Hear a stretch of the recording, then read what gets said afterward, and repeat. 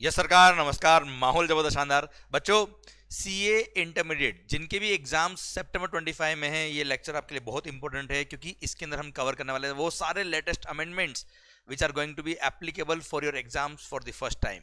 तो सर, सितंबर 25 जिनके भी एग्जाम्स है, अपने कुर्सी की सीट बेल्ट बांध लीजिए एंड सर शानदार तरीके से अपने अमेंडमेंट को कवर करने के लिए तैयार हो जाइए। आइए बच्चों, सर अमेंडमेंट्स में हम क्या कवर करने वाले हैं, कैसे आपको अमेंडमेंट नोट्स मिलने वाले हैं। सबसे पहले ये बात कर लेता हूं मैं आपसे बेटा।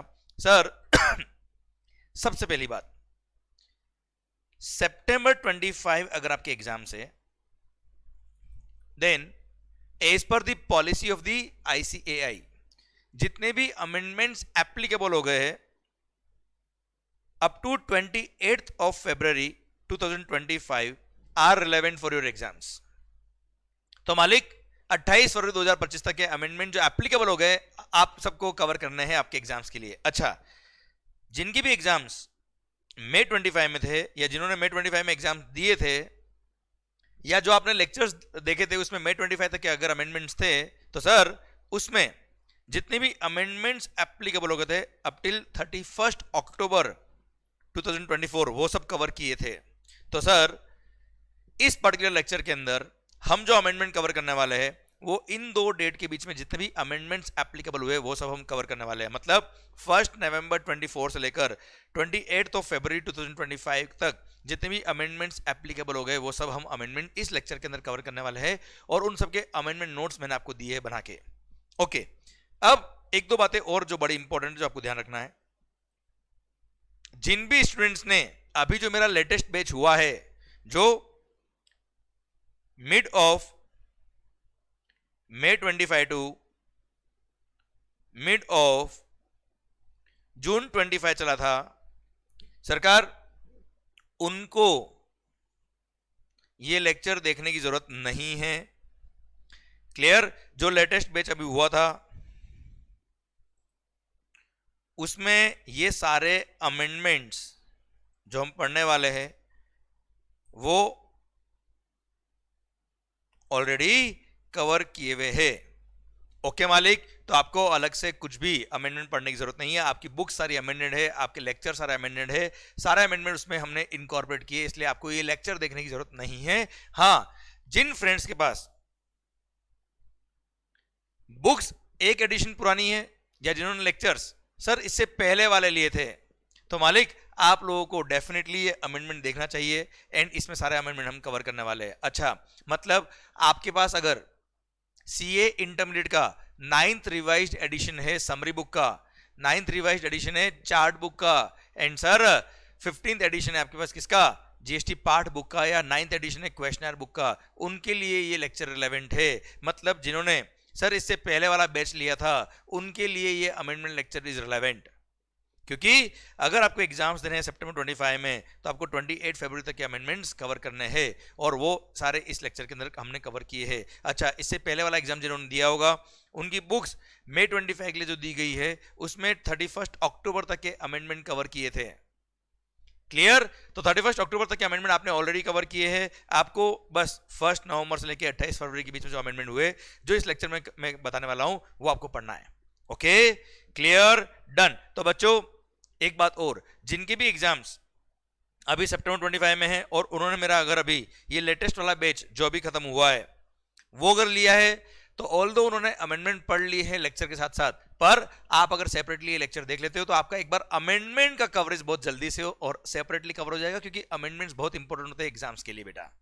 तो having regard to importance of the lecture आप देख सकते हो, अदरवाइज आपके बैच में सब कुछ कवर किया हुआ है। ओके मालिक, चलिए अब सर बात करता हूं अमेंडमेंट नोट्स के लिए। सर ये अमेंडमेंट नोट्स जो मैं आपको यहां पढ़ाने वाला हूं ये कहां मिलने वाले हैं आपको? अपनी जो वेबसाइट है www.vimconcepts.com। सर vimconcept.com के फ्री रिसोर्सेज में आप अगर जाएंगे तो सर वहां पे फॉर सीए इंटरमीडिएट, वहां फॉर सितंबर 25 एग्जाम्स के लिए आप जाएंगे, वहां पे आपको ये नोट्स मिल जाएंगे। अब आपको वहां पे जीएसटी पार्ट के भी अमेंडमेंट नोट्स मिल जाएंगे, जो अपनी मेन बुक कॉन्सेप्ट बुक है और जो अपनी समरी बुक है उसकी भी अमेंडमेंट नोट्स की पीडीएफ मिल जाएगी बेटा। अब इस पीडीएफ में हमने किस तरह से अमेंडमेंट कवर किए वहां आप देखेंगे तो आपको नंबर ऑफ पेजेस बहुत सारे मिलेंगे, पर सर डोंट वरी सर, ये जैसे अमेंडमेंट आपको दिखेगा, आपको यहां पे इस बुक के अंदर जहां पे भी ए लिखा है, अमेंडमेंट नोट्स में जहां पे भी ए लिखा है, ए फॉर एप्पल नहीं भाई, हमारे लिए अमेंडमेंट होता है सर, तो सीए स्टूडेंट्स के लिए ए फॉर अमेंडमेंट, ओके। तो जहां पे भी सर ए लिखा है वो समझना कि उस प्रोविजन में अमेंडमेंट था, और वहां मैंने इस तरह से ग्रीन शब्दों में आपको अमेंडमेंट दिए हुए बेटा, ओके। तो सर जहां पे भी ए लिखा है केवल वो देखने का। तो अब मैंने क्या किया आपके लिए, आपके पास जो एग्जिस्टिंग बुक है, अच्छा एक बात और, आपके पास हो सकता है जो बुक आपने ऑलरेडी जो कॉन्सेप्ट पढ़े हैं वो हो सकता है आपने मेरे से नहीं किसी और से पढ़े हो, कोई और बुक रेफर करिए, कोई फर्क नहीं पड़ता। This amendment lecture is applicable for every student, इसलिए जो भी आपके फ्रेंड्स सीए इंटरमीडिएट के एग्जाम्स देने वाले हैं सितंबर 25 में, वो भले ही मेरे से पढ़े हो या ना पढ़े हो, कोई फर्क नहीं पड़ता। This amendment lecture is relevant for everybody, so do share this lecture with all the groups of CA students जहां पर सितंबर 25 के एग्जाम्स देने वाले सीए इंटर के स्टूडेंट्स होंगे, ओके सर। अब यहां जो मैंने नोट्स दिए, ये अपनी जो जीएसटी पार्ट की जो बुक है उसके हर उस पेज को मैंने स्कैन करके यहां अपलोड किया है जिस पेज पे अमेंडमेंट था। तो पूरा पेज अमेंडेड नहीं है, उस पेज में केवल जैसे एक अमेंडमेंट था, तो ये पूरा पेज मैंने स्कैन किया, जिससे क्या होगा, आपको आपकी बुक के अंदर कौन से सेक्शन में अमेंडमेंट है उस बुक में रिलेवेंट पोर्शन पे इस पॉइंट को इंसर्ट करने में बहुत इजी रहेगा, ताकि आपको अमेंडमेंट को बुक में कहां डालने का है उसकी हेडिंग खत्म, क्लियर। जैसे ये देखिए सेकंड पेज में मैंने शेड्यूल 3 में जो अमेंडमेंट थे उसके पॉइंट नंबर 9 और 10 ऐड हुआ है, वो मैंने यहां दे दिए बेटा। फिर सर जहां जहां अमेंडमेंट थे, देखिए इस पूरे पेज पे केवल यहां पे ही अमेंडमेंट है, मैं बता दूंगा आपको, क्लियर। ये पेज नंबर पे केवल यहां पे लास्ट में अमेंडमेंट शुरू हो रहा है और यहां पे पॉइंट आ रहा है बेटा, टाइम ऑफ सप्लाई में सेक्शन में 13 सब सेक्शन 3 में हम पढ़ेंगे, बता रहा हूं आपको कि बुक में किस तरह से मैंने अमेंडमेंट आपको दिए हैं, ओके। तो भले ही उस पूरे पेज पर केवल 2 लाइन में अमेंडमेंट है या किसी एक शब्द में भी अमेंडमेंट है, तो भी मैंने आपको ये पूरा स्कैन करके दिया है, सो दैट आपको आपकी बुक के अंदर इसको इनकॉर्पोरेट करने में टाइम नहीं लगे और इजी वे में और आपका फास्ट तरीके से सारे अमेंडमेंट अपनी बुक के अंदर आप इनकॉर्पोरेट कर पाओ, ओके मालिक। चलिए सर, अब मैंने जो आपको अमेंडमेंट नोट्स दिए हैं, जैसे मैंने आपको जीएसटी पार्ट बुक का बताया है, वैसे जीएसटी समरी बुक का भी मैंने अमेंडमेंट नोट्स आपको अपलोड किए, हर उस पेज को मैंने स्कैन करके अपलोड किया है जहां जहां अमेंडमेंट थे, सो दैट आप अपनी बुक के अंदर जल्दी से इनकॉर्पोरेट कर सकते हो इन अमेंडमेंट्स को, आपको हेडेक नहीं आएगा। अच्छा एक बात सबसे खूबसूरत और मैंने ये अमेंडमेंट नोट्स के लास्ट में एक मास्टर समरी अपलोड करी आपके लिए बेटा। हमने इस बार की जो नई जीएसटी समरी बुक है और जो हमारी जीएसटी एक्सप्रेस चार्ट बुक है उसके अंदर हमने एक मास्टर समरी अपलोड करी है, जिसके अंदर आपने देखा होगा अलग अलग जगह पे मॉनेटरी लिमिट्स अलग अलग दे रखी है सर, इंटरेस्ट की रेट्स के प्रोविजंस अलग अलग जगह अलग अलग दे रखे सर, सर कई सारी जगह पर आपको एग्जम्पशंस में मॉनेटरी लिमिट मिलेगी सर, कई सारी जगह पे आपको अदर लिमिट्स दिखेगी सर, वो सारी लिमिट्स हमने क्या किया बेटा, एक ही जगह कंपाइल करके आपके लिए यहां हमने दे दिए, सो दैट आप जब लास्ट मोमेंट पर रिवीजन करते हो तब सारे मॉनेटरी लिमिट्स आपको एक ही जगह मिल जाएगी, जिससे आपको क्या होगा, रिवीजन में बहुत कंपैरेटिव स्टडी से आपका फास्ट रिवीजन हो जाएगा and you will be able to perform very good during the exams, okay. तो जो जंबल होती है अलग अलग जगह पे मैंने जो लिमिट्स दे रखी वो सब मैंने यहाँ पे दे रखा है। तो मैंने क्या किया इस बार सर, यहां पर आपको जो अमेंडमेंट नोट्स दिए हैं, जरूरी नहीं आपके पास नई वाली समरी बुक हो, जरूरी नहीं आपके पास नया वाला एक्सप्रेस चार्ट बुक हो सर, अगर नहीं है तो मैंने सर ये जो मास्टर समरी है आपके अमेंडमेंट नोट्स के लास्ट में सर ये पेजेस मैंने ऐड कर दिए हैं, सो दैट आप अपने पढ़ाई को सर बहुत अच्छे से कर पाए और कंटेंट को बहुत अच्छे से रिवाइज भी कर पाए।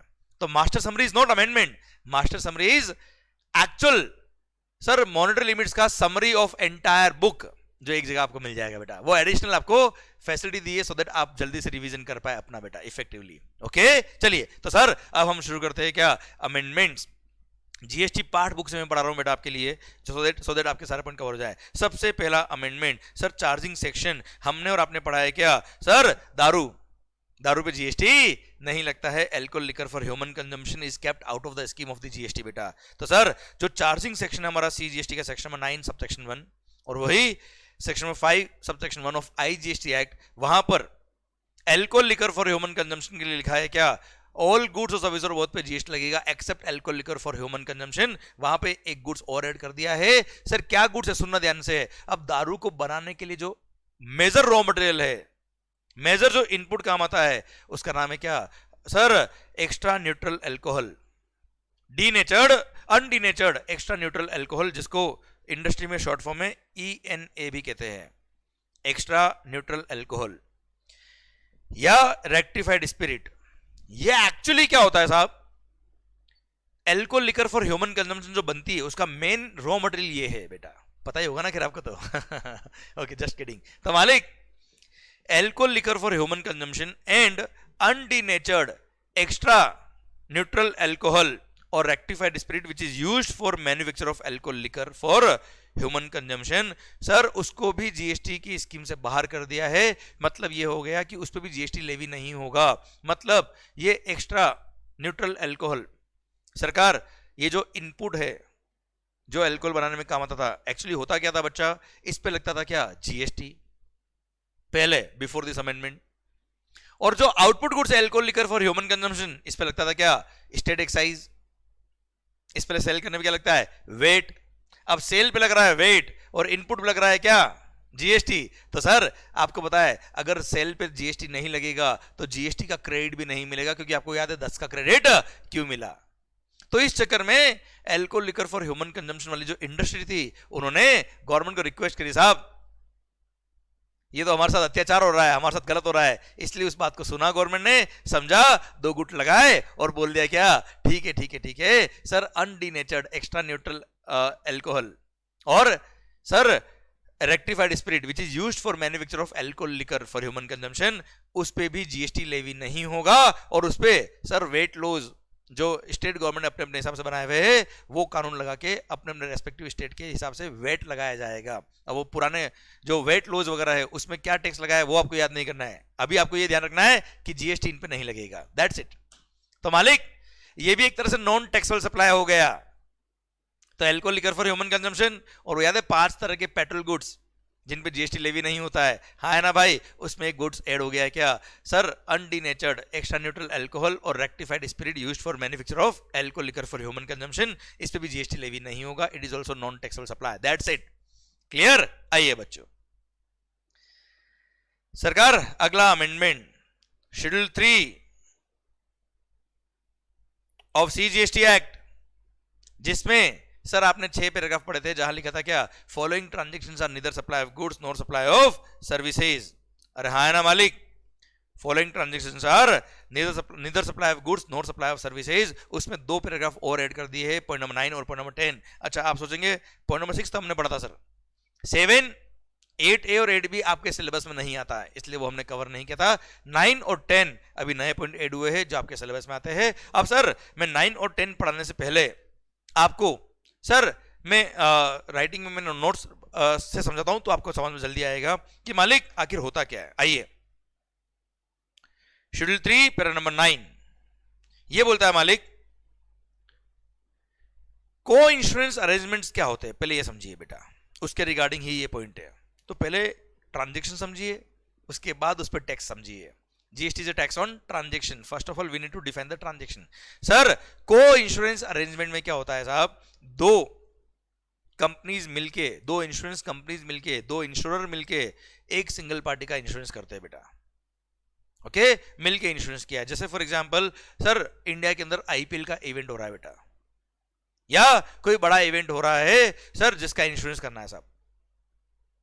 अब साहब इतना बड़ा इवेंट हो रहा है सर, मान लो बजाज इंश्योरेंस ने बोला कि ठीक है साहब मैं इंश्योरेंस कर दूंगा। अब साहब बजाज को पता पड़ा कि आईपीएल तो इतना बड़ा इवेंट है कि कल को कुछ एक साथ हो गया तो मालिक अपन भी गए, क्योंकि इतना बड़ा क्लेम देना हमारे अकेले की बस की बात नहीं है। तो बजाज इंश्योरेंस ने क्या किया? बजाज इंश्योरेंस कंपनी ने सर एक और मान लो एचडीएफसी अर्गो,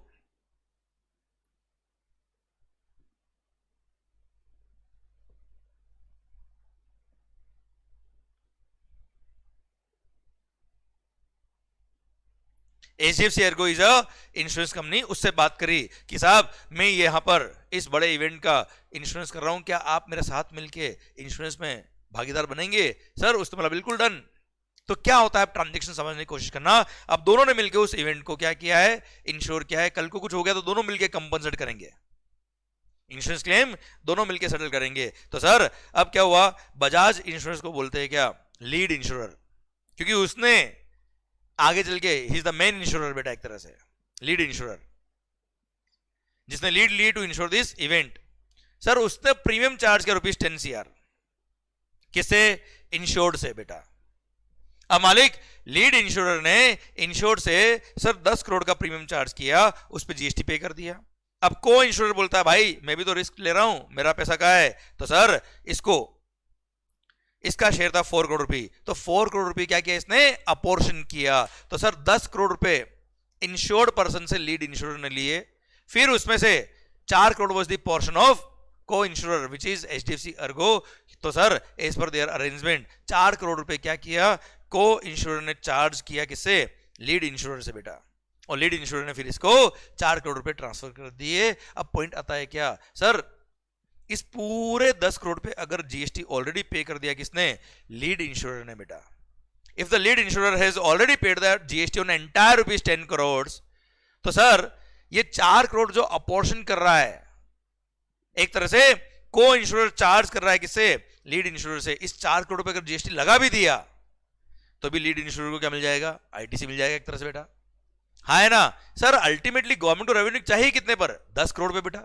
अब पूरे 10 CR पे अगर जीएसटी मिल रहा है तो इस 4 करोड़ पे अलग से जीएसटी लगा के फिर इसका क्रेडिट लेके, सर क्या मतलब था sir, there was no sense. इसलिए सर इंडस्ट्री के अंदर कई सालों से ये चल रहा था कि lead insurer was paying GST on entire ₹10 crore, और 4 करोड़ तो केवल वो अपोर्शन कर रहा था, इसलिए उस 4 करोड़ पे कोई जीएसटी पे नहीं हो रहा था, 4 करोड़ पे कोई जीएसटी पे ही नहीं कर रहा था। पर डिपार्टमेंट के कई सारे लोगों ने, सर कई सारे ऑफिसर्स ने ये इंश्योरेंस कंपनीज पे नोटिस इश्यू कर दिए कि भाई साहब ये 4 करोड़ पे जीएसटी पे करो।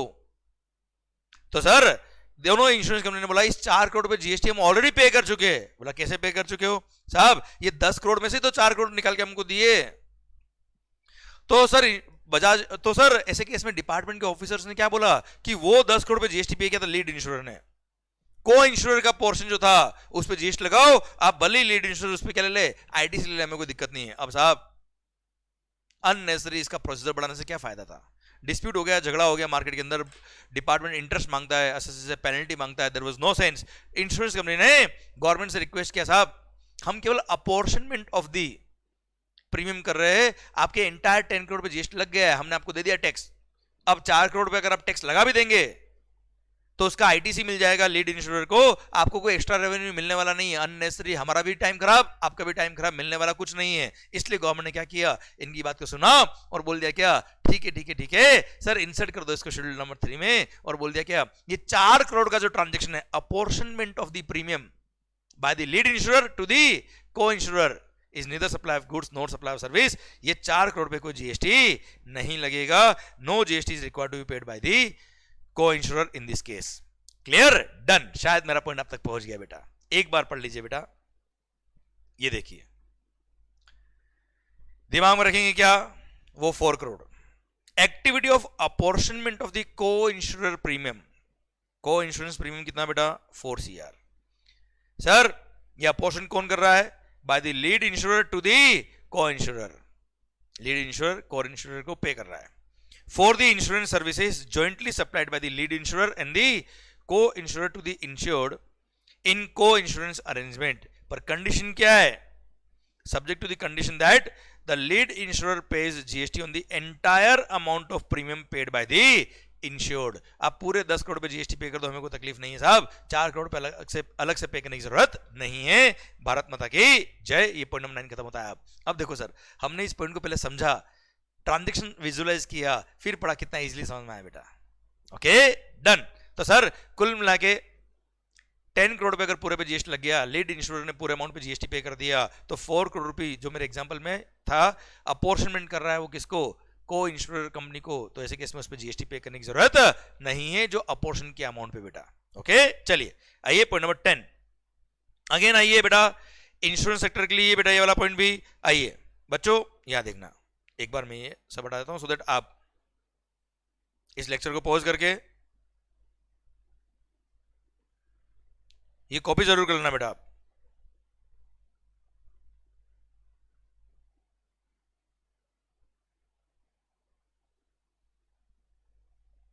ओके, चलिए अब हम पढ़ रहे पैरा नंबर 10। सर अगेन अब ये बात कर रहा हूं मैं क्या, री इंश्योरेंस अरेंजमेंट। अब री इंश्योरेंस अरेंजमेंट में क्या होता है साहब, मान लो, समझने की कोशिश ना, मैं एग्जांपल वही लेता हूं आईपीएल के इवेंट का बेटा। मान लो साहब एक बहुत बड़ा इवेंट हो रहा है आईपीएल का, सर या सर एयर इंडिया के एयरक्राफ्ट का इंश्योरेंस करना है साहब। एयर इंडिया ने कांटेक्ट किया इंश्योरेंस कंपनी से, सर किसे, बजाज इंश्योरेंस से, कि हमको हमारे सारे जो एयरक्राफ्ट का स्टॉक है उसका इंश्योरेंस करना है। 100 करोड़ का स्टॉक है साहब, उसके लिए प्रीमियम 10 करोड़ रुपए चार्ज करने के लिए तैयार है सर। अब मालिक बजाज इंश्योरेंस ने क्या किया, बोला 100 करोड़ का मैं स्टॉक का इंश्योरेंस तो कर दूंगा, पर मेरी इतनी कैपेसिटी नहीं है कि कल को कुछ हो गया तो 100 करोड़ रुपए देने पड़ जाएंगे साहब, इतना कैपेसिटी मेरा नहीं है। उसने क्या किया सर, जनरल इंश्योरेंस कंपनी से बात करी, जीआईसी से, जनरल इंश्योरेंस कंपनी से बात करी कि साहब मैं अगर ये इंश्योरेंस का कॉन्ट्रैक्ट ले लूं तो क्या आप री इंश्योर कर देंगे क्या। बोला ठीक है कर देंगे साहब। हाँ है ना, सुनने समझने की कोशिश करना। अब ऐसे केस में क्या किया कि सर एयर इंडिया ने अपने सारे प्लेन्स का इंश्योरेंस करा दिया 100 करोड़ में सर, इन री insurance arrangement sir through Bajaj insurance. किससे इंश्योरेंस कराया अल्टीमेटली, अल्टीमेटली इंश्योरेंस हुआ किससे, जनरल इंश्योरेंस कॉर्पोरेशन से बेटा। बीच में बजाज इंश्योरेंस कौन था बेटा, सर वो कंपनी था जिसने कांटेक्ट किया था किससे, एयर इंडिया से बेटा। अब साहब इसका प्रीमियम कितना बेटा, 10 CR। अब बजाज, सुनना बात को ध्यान से, बजाज इंश्योरेंस क्या कर रहा है, इंश्योरेंस करवा रहा है किससे, जनरल इंश्योरेंस कंपनी से बेटा। कितने में, 10 करोड़ में बेटा। हाँ है ना भाई, 10 करोड़ पे जनरल इंश्योरेंस कंपनी क्या करेगी, जीएसटी पे करेगी साहब। ठीक है, अब सर बजाज इंश्योरेंस बोलेगा मेरे को क्या मिला इसमें, सारा काम मैंने करवाया, बिजनेस में लेके आया, मेरे को क्या मिला। तो सर जनरल इंश्योरेंस कंपनी ने बजाज इंश्योरेंस को बोला कि सिंस आप बिजनेस लेके आए, आपका कमीशन बनता है 1 CR, अब 1 CR रख लेना अपने पास में, बचा हुआ 9 करोड़ ही मेरे को देना। तो हुआ क्या, 10 crore was the gross premium, जिसपे जनरल इंश्योरेंस कंपनी क्या पे कर रही है, पूरा जीएसटी पे कर रही है साहब, री इंश्योरेंस वाला बेटा। एंड मालिक 1 crore is the seeding commission, बोलते हैं इसको, CEDING, सीडिंग कमीशन, जो बजाज इंश्योरेंस कवर कर रहा है, बजाज इंश्योरेंस चार्ज कर रहा है फ्रॉम जनरल इंश्योरेंस।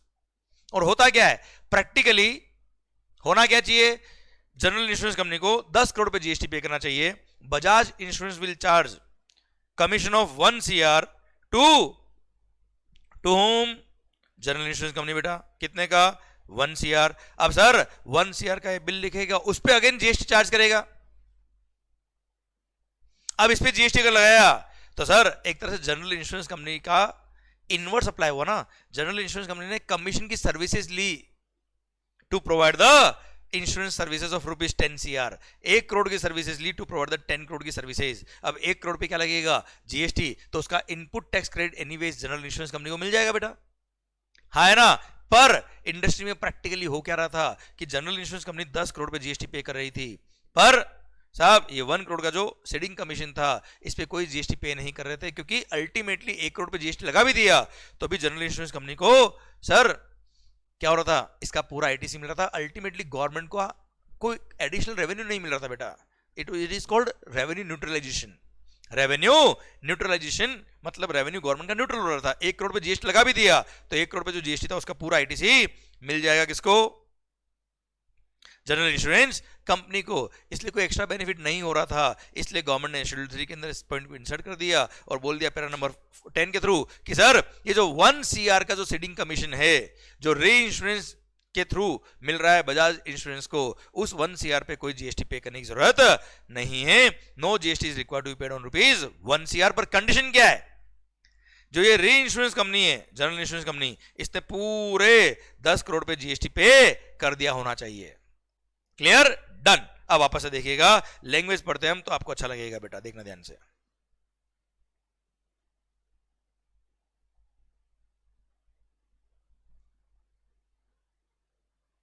देखना ध्यान से भाइयों, मैं लैंग्वेज पढ़ाता हूं आपको बेटा।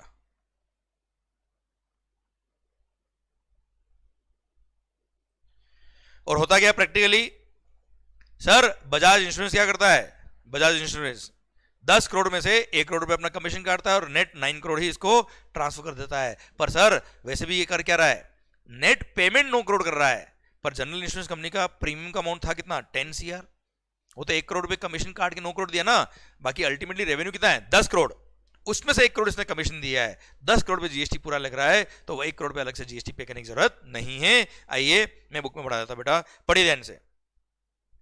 Services by insurer to the reinsurer, Bajaj insurance ने जनरल इंश्योरेंस को सर्विसेज दी है कमीशन वाली बेटा, फॉर विच सीडिंग कमीशन और the reinsurance commission is deducted from the reinsurance premium. भाई 10 करोड़ में से 1 करोड़ रुपए अपना कमीशन काटा और 9 करोड़ रुपए इसको ट्रांसफर किया है। वापस पढ़ना, services by the insurer to the reinsurer for which ceding commission और the reinsurance commission is deducted from the reinsurance premium paid by the insurer to the री insurer.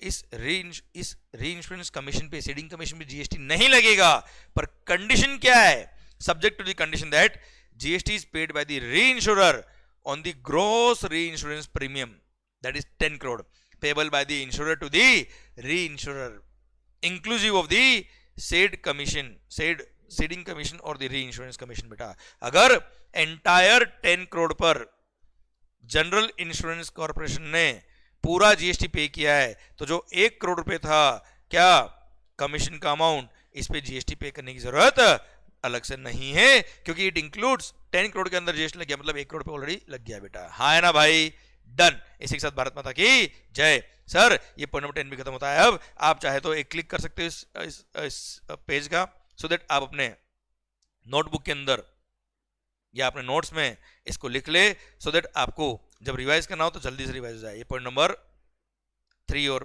Point number para number 9 और para number 10। Yes sir, okay चलिए मालिक सरकार अगला amendment पढ़ते हैं बेटा। अच्छा एक बात ध्यान रखना, यहां पर ध्यान रखना, अगेन गवर्नमेंट ने क्या बोल दिया, देख पैरा नंबर 9 और पैरा नंबर 10 ये फाइनेंस एक्ट 2024 के थ्रू आए थे विद इफेक्ट फ्रॉम 1 नवंबर 24, पर जीएसटी तो 1 जुलाई 2017 से आ गया था बेटा। तो गवर्नमेंट ने एक सर्कुलर देके बोला क्या, ठीक है ठीक है ठीक है, 1 जुलाई 2017 से लेकर 31 अक्टूबर 2024 तक जो डिस्प्यूट था उसको भी हम खत्म कर रहे हैं। जिन जिन लोगों ने टैक्स पे नहीं किया इन दोनों ट्रांजैक्शंस पे, उस पे टैक्स पे करने की जरूरत अब नहीं है। जो हमने 1 नवंबर से एग्जाम किया है, एक तरह से शेड्यूल 3 में डाला है, neither supply of goods nor supply of services, उस पे जीएसटी नहीं पे करेंगे हम। कब से? 1 जुलाई से। हाँ है ना भाई, 1 नवंबर 2024 से उस कमीशन के अमाउंट पे, उस अमाउंट पर आपको जीएसटी पुराने पीरियड के लिए भी पे करने की जरूरत नहीं है। एक सर्कुलर ऐड करके बोल दिया क्या, further the payment of GST on the activities और transactions specified in para number 9 and 10 above is regularized for the period 1 July 17 to 31 October 2024 on as is where is basis. मतलब जैसा है वैसा रहने दो, जिन्होंने टैक्स पे नहीं किया रहने दो, मत पे करना अब, और जिन्होंने पे कर दिया वो रिफंड लेने मत आना। एज इज वेरीज बेसिस मतलब जो हो गया सो हो गया, जान दो, आगे चलो। आगे भी टैक्स पे नहीं करना है, पुराने वाले पीरियड के लिए भी टैक्स पे करने की जरूरत नहीं है, समझे? Yes sir.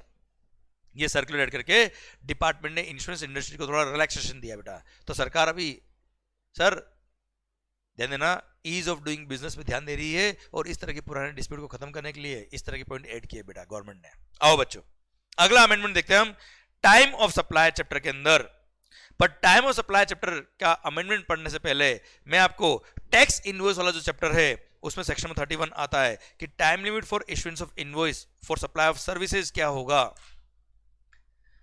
वहां पर सर मैंने आपके लिए एक पॉइंट वहां ऐड किया है। मैंने तो क्या ऐड किया, गवर्नमेंट ने ऐड किया, जिसका लिंकिंग में नहीं यहां दे रखा है। पहले मैं वो पढ़ाऊंगा, फिर आपको पढ़ाऊंगा कहां, टाइम ऑफ सप्लाई का अमेंडमेंट। सरकार जहां जहां रिवर्स चार्ज मैकेनिज्म लगता है वहां हमको पता है recipient is liable to pay tax to the government directly बेटा। तो जहां रेसिपिएंट लायबल है टैक्स पे करने के लिए, वह रेसिपिएंट गवर्नमेंट को टैक्स तो पे करता ही करता है, प्लस अगर सप्लायर जीएसटी में रजिस्टर्ड नहीं है तो रेसिपिएंट को खुद पे इनवॉइस भी इश्यू करना पड़ता है। ये हमने पढ़ा हुआ है बेटा। सुनना ध्यान से।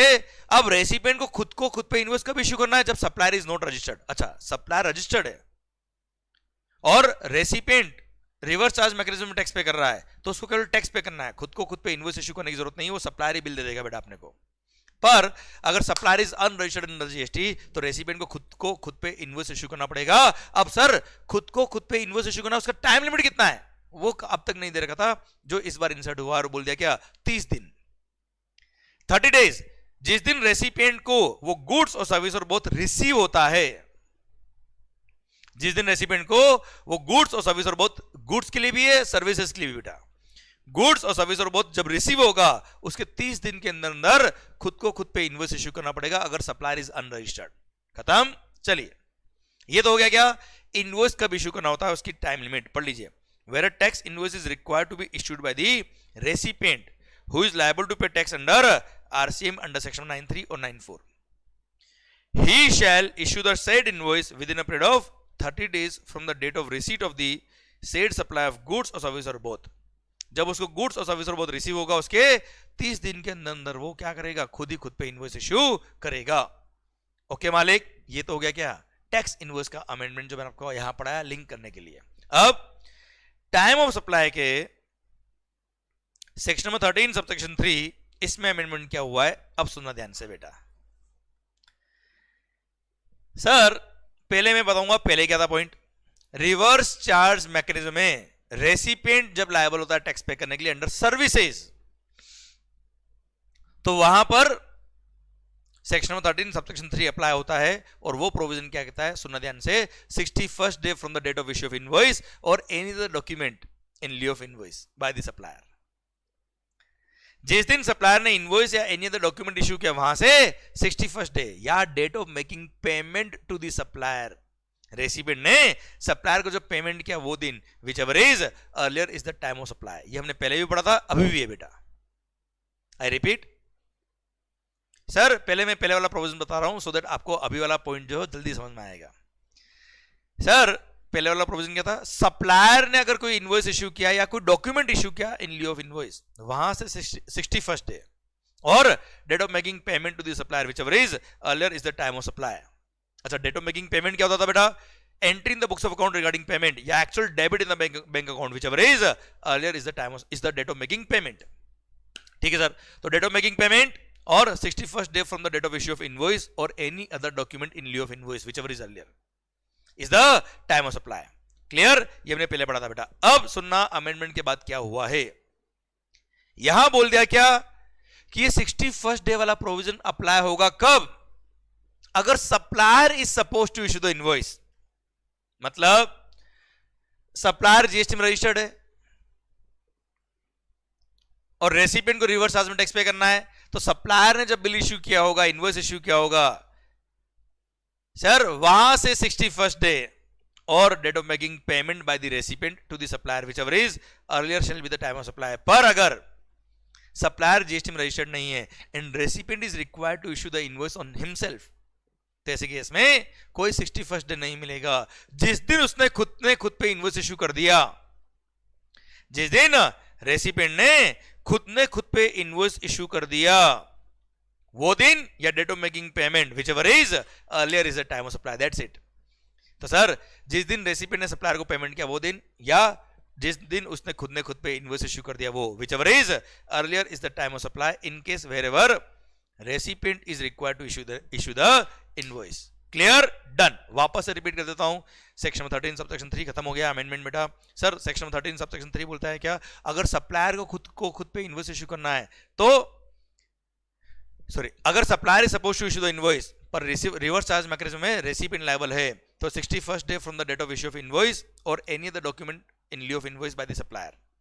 हाँ है ना भाई, वहां से 61st डे या रेसिपिएंट ने सप्लायर को जो पेमेंट किया वो, whichever is earlier is the time of supply.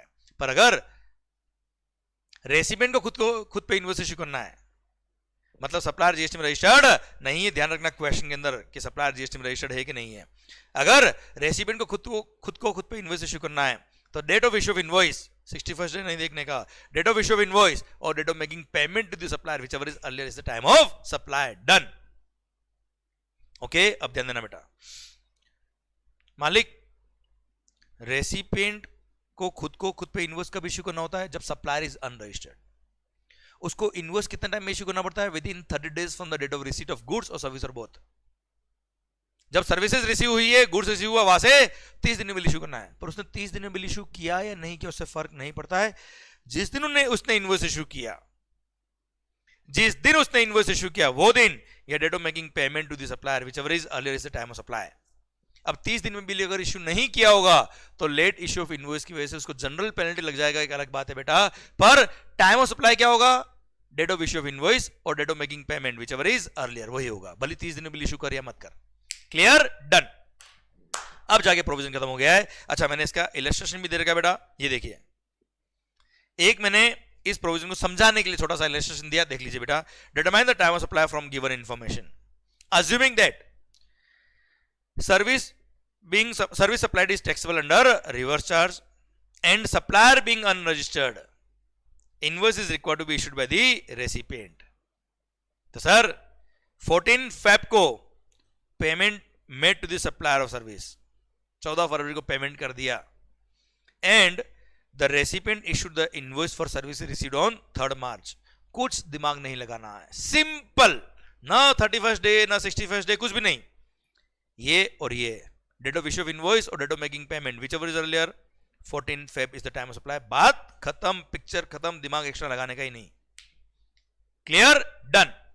Sir आइए, मैंने 2 इलस्ट्रेशन आपकी मेन बुक में और दे रखे थे जिसमें भी अमेंडमेंट था, तो मैंने ये भी स्कैन करके आपको अपलोड कर दिया सो दैट आप अपनी बुक के अंदर इनको अमेंड कर ले, और जिनके पास दूसरी कोई बुक है तो वो इसका प्रैक्टिस कर ले बेटा, कुछ नहीं। सरकार आरसीएम सर्विसेज इंपोर्ट करिए बेटा, कब? 15 अक्टूबर को। आप खुद ही सोचिएगा बेटा, सर्विसेज इंपोर्ट करिए मतलब सर्विस सप्लायर का है, आउट ऑफ इंडिया है। अब सर्विस सप्लायर अगर आउट ऑफ इंडिया है तो डेफिनेटली वो जीएसटी में रजिस्टर्ड नहीं होगा, रेसिपिएंट ही जीएसटी में रजिस्टर्ड होगा जो इंडिया में है बेटा। तो ऐसे केस में खुद पे इनवॉइस इशू करना बोला प्रोविजन लगेगा बेटा। तो यहां पे टाइम ऑफ सप्लाई कैसे निकलेगा? Date of issue of invoice by the recipient और date of making payment to the supplier whichever is earlier, that's it. पढ़ना। इंपोर्ट कब करी? 15 अक्टूबर। इनवॉइस कब इशू किया? 25 नवंबर। पेमेंट कब किया सर्विस सप्लायर को? 30 अक्टूबर। कुछ दिमाग नहीं लगाने का, सिंपली इन दोनों डेट में से whichever is earlier, obviously 30th October is earlier, so time of supply is 30th अक्टूबर, खत्म। आप इस क्वेश्चन में अगर आप नोट करेंगे तो देखिए 15 अक्टूबर को सर्विसेज इंपोर्ट करी, मतलब सर्विसेज रिसीव हुई 15 अक्टूबर। बिल कब इशू किया? 25 नवंबर। देखिए 30 दिन के अंदर बिल इशू करना, पर जानबूझ के मैंने क्वेश्चन दिया जिसके अंदर मैंने लिखा है क्या? इनवॉइस 30 दिन के बाद इशू हुआ है। फिर भी मेरे टाइम ऑफ सप्लाई में कोई फर्क नहीं पड़ा है। टाइम ऑफ सप्लाई तो क्या बोलता है? इन दोनों डेट में whichever is earlier is the time of supply, बात खत्म। क्लियर? ध्यान रखना है बेटा आपको। आइए, अच्छा अब आप सोचेंगे इसने बिल टाइमली इशू नहीं किया तो क्या होगा? उसकी पेनल्टीज अलग से दी होती है, जो जनरल पेनल्टी होती है 25,000 तक की, वो लगेगी, वो सीए फाइल में आके पढ़ेंगे बेटा। ओके, आइए बच्चों, लेसन 13 आरसीएम की services imported by ABC private limited on 15 October, invoice issued by the recipient on same date, same day bill फाड़ दिया बेटा। Payment made to service supplier on 20 November. तो सर 15 अक्टूबर और 20 November whichever is earlier, 15 October is earlier, time of supply is 15 October, बात खत्म। Clear? ये हो गया टाइम ऑफ सप्लाई खत्म बेटा। अच्छा एक बात और, सर अब मैं आगे बढ़ने से पहले इस प्रोविजन को वापस से रिपीट कर रहा बेटा आपके लिए, और आपको थोड़ा कनेक्ट करने के लिए बता रहा हूं। Section 12 subsection 3 is regarding goods. Goods का जो टाइम ऑफ सप्लाई है, जो आपके सेक्शन 12 सबसेक्शन 3 में है, उसमें कोई अमेंडमेंट नहीं किया गया है। मतलब उसका प्रोविजन पहले क्या था? रिवर्स चार्ज मैकेनिज्म में जहां जहां रेसिपिएंट लायबल है वहां टाइम ऑफ सप्लाई क्या होगा? गुड्स के लिए 31st day from the date of issue of invoice by the supplier, या फिर date of making payment by the recipient to the supplier, या date of receipt of goods और service और both, whichever is earlier is the time of supply. पहले भी वही था, अभी भी वही है बेटा। अच्छा, वहां पे date of receipt of goods already था ना यार बेटा, इसलिए वहां के प्रोविजन में अमेंडमेंट नहीं किया। यहां पे सर्विसेज में क्या था? 61st day from the date of issue of invoice और date of making payment to the supplier, बस यही 2 प्रोविजन थे। सर्विसेज कब रिसीव हुई उससे कोई रिलेवेंस नहीं था, इसलिए सर्विसेज जब रिसीव हुई होगी उसके 30 दिन में सप्लायर रेसिपेंट ने खुद पे इनवॉइस इश्यू किया होगा, अगर रेसिपेंट खुद लायबल इनवॉइस इश्यू करने के लिए, इसलिए वो प्रोविजन ऐड कर दिया है यहाँ पे और बोल दिया कि जब उसने खुद पे इनवॉइस इश्यू किया वो दिन या date of making payment to the supplier whichever is earlier is the time of supplier. पर कुल मिला के आरसीएम ऑफ गुड्स के केस में कोई अमेंडमेंट नहीं है, आरसीएम ऑफ सर्विसेज में अमेंडमेंट था, मैं पढ़ा चुका बेटा आपको, क्लियर। आइए बच्चों, और उसके मैंने इलस्ट्रेशन भी आपको थोड़ा सा सॉल्व कर दिया सो दैट आपका कॉन्फिडेंस बढ़ जाए। और हाँ देखिए बुक के अंदर बीच में इस चैप्टर के एंड में आपके लिए एक मैसेज लिखा था, पढ़ लेता हूं आपके लिए। जीत कर दिखाओ उनको जो तुम्हारी हार का इंतजार कर रहे हैं, ध्यान रखना अभी नहीं तो कभी नहीं, लगा दो अपनी पूरी ताकत। लोग बोलते अपना टाइम आएगा, मैं कह रहा हूं आपका टाइम आ गया है। अगर अभी मेहनत कर दी तो पूरा दौर आपका होगा, पूरी दुनिया आपके लिए एप्रिसिएशन देगी एंड सर आपके फैमिलीज आपके लिए प्राउड फील करेगी, इसलिए लगा दो अपनी पूरी दम एंड सर लगा दो सर पूरी ताकत और पढ़ाई करिए अच्छे से अपनी। आइए बच्चों अगला अमेंडमेंट पढ़ते हैं। कहा आईटीसी सेक्शन नंबर 17 सबसेक्शन 5 उसका क्लॉज नंबर आई, उसमें अमेंडमेंट बेटा क्या बोलता है, sir tax paid in accordance with the provisions of section number 74 in respect of any period up to financial year 23-24। Sir पहले यहां पे सेक्शन नंबर 129 और 130 का भी रेफरेंस था, उसको काट दिया बेटा अमेंडमेंट। अच्छा पहले क्लॉज नंबर आई क्या था, any tax which is paid in परस्यूएंस of section number 74, 129 and 130।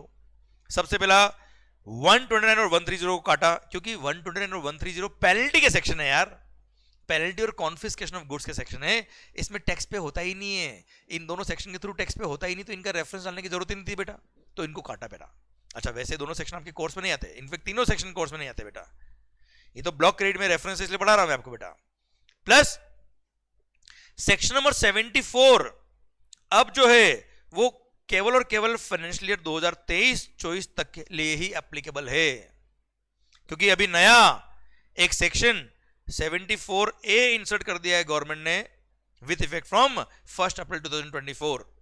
तो जब सेक्शन नंबर 74 है ही कब तक के लिए, 2023-24 के लिए बेटा, तो इसलिए यहां पे लिख दिया क्या, सेक्शन नंबर 74 में अगर आपने गुड टैक्स पे किया है in respect of any period up to financial year 2023-24 तो आपका आईटीसी क्या रहेगा, ब्लॉक रहेगा। जैसे सप्लायर और रेसिपिएंट ने कोई टैक्स चोरी करी, सप्लायर पकड़ में आ गया बेटा ट्रांजैक्शन, गवर्नमेंट ने टैक्स रिकवरी करी यूजिंग सेक्शन नंबर 74, अब 74 के थ्रू सप्लायर ने टैक्स पे किया और डेबिट नोट रेज कर दिया कस्टमर को, तो उस डेबिट नोट के बेस पे उस कस्टमर को कोई क्रेडिट नहीं मिलेगा क्योंकि that tax was paid in परस्यूएंस of section number 74। Clear, और वो सेक्शन अब एप्लीकेबल केवल 2023-24 के लिए, तो वहां तक के लिए सर क्रेडिट क्या रहेगा, ब्लॉक रहेगा। उसके बाद 74A सेक्शन एप्लीकेबल हो गया है जिसके लिए कोई ब्लॉकेज नहीं दिया हुआ है। ओके, और आगे भी ध्यान रखना, जहां जहां आपने कई सारी जगह पढ़ा होगा रेफरेंस ऑफ सेक्शन नंबर 73 और 74, तो हर जगह और 74A ऐड हो गया है, सेक्शन नंबर 73 और 74 और 74A ये आपको हर जगह मिलेगा आगे भी बेटा, पर यहां पर केवल 74 के लिए बोला है, 74 अप टू फाइनेंशियल ईयर 2023-24। तो 74A सेक्शन जो नया इंसर्ट हुआ है, अगर सेक्शन नंबर 74A के थ्रू सप्लायर ने कोई टैक्स पे किया और रेसिपिएंट को डेबिट नोट रेज किया है तो रेसिपिएंट को क्रेडिट मिलेगा, उसको ब्लॉक नहीं किया हुआ है। तो गोइंग फॉरवर्ड 1 अप्रैल 2024 से from 1 April 2024 section number 74A जो एप्लीकेबल हुआ है, अगर सप्लायर ने 74A के थ्रू को टैक्स पे किया और उसका डेबिट नोट रेज किया कस्टमर को, तो डेबिट नोट के बेस पे कस्टमर को क्रेडिट मिलेगा क्योंकि रेस्ट्रिक्शन जो दिया है केवल 74 के लिए दिया है, 74A के लिए ब्लॉकेज नहीं रखा है। Clear, done. तो कुल मिला के क्लोज नंबर आई में अमेंडमेंट ये हुआ है कि 2023-24 तक अगर आपने सेक्शन नंबर 74 की वजह से कोई टैक्स पे किया तो रेसिपिएंट को कोई क्रेडिट नहीं मिलेगा उस डेबिट नोट के बेस पे। That's it. ओके बच्चों, चलिए बाकी मैंने एडिशनली आपको नॉलेज के लिए बताया। सर 74A 74 73 ये सिलेबस में आपके नहीं आते हैं, डिटेल में बहुत डेप्थ में जाने की जरूरत नहीं है। ओके, ये डिमांड के सेक्शन है बेटा, show cause notice, penalties, demand recovery के सेक्शन, डिमांड के सेक्शन में बेटा ये। ओके चलिए, तो आगे भी ध्यान रखना, आगे 3-4 जगह आपको मिलेगा 73 74, तो आगे मैंने और 74A लिखा हुआ है। ओके, तो उसको याद करने की जरूरत नहीं है, बहुत सिंपल पॉइंट है बेटा वो। आइए बच्चों, ये लो आ ही गया बेटा। जैसे कंपोजिशन स्कीम, अगर आपने कंपोजिशन स्कीम आपको नहीं मिलती थी, फिर भी आपने जबरदस्ती कंपोजिशन स्कीम लेके कम टैक्स पे किया, तो डिपार्टमेंट आपसे क्या करेगा, बाकी amount of tax with interest with penalty recovery करेगा as per provisions of section number 73 और 74 और 74 ए मैंने ऐड कर दिया बेटा।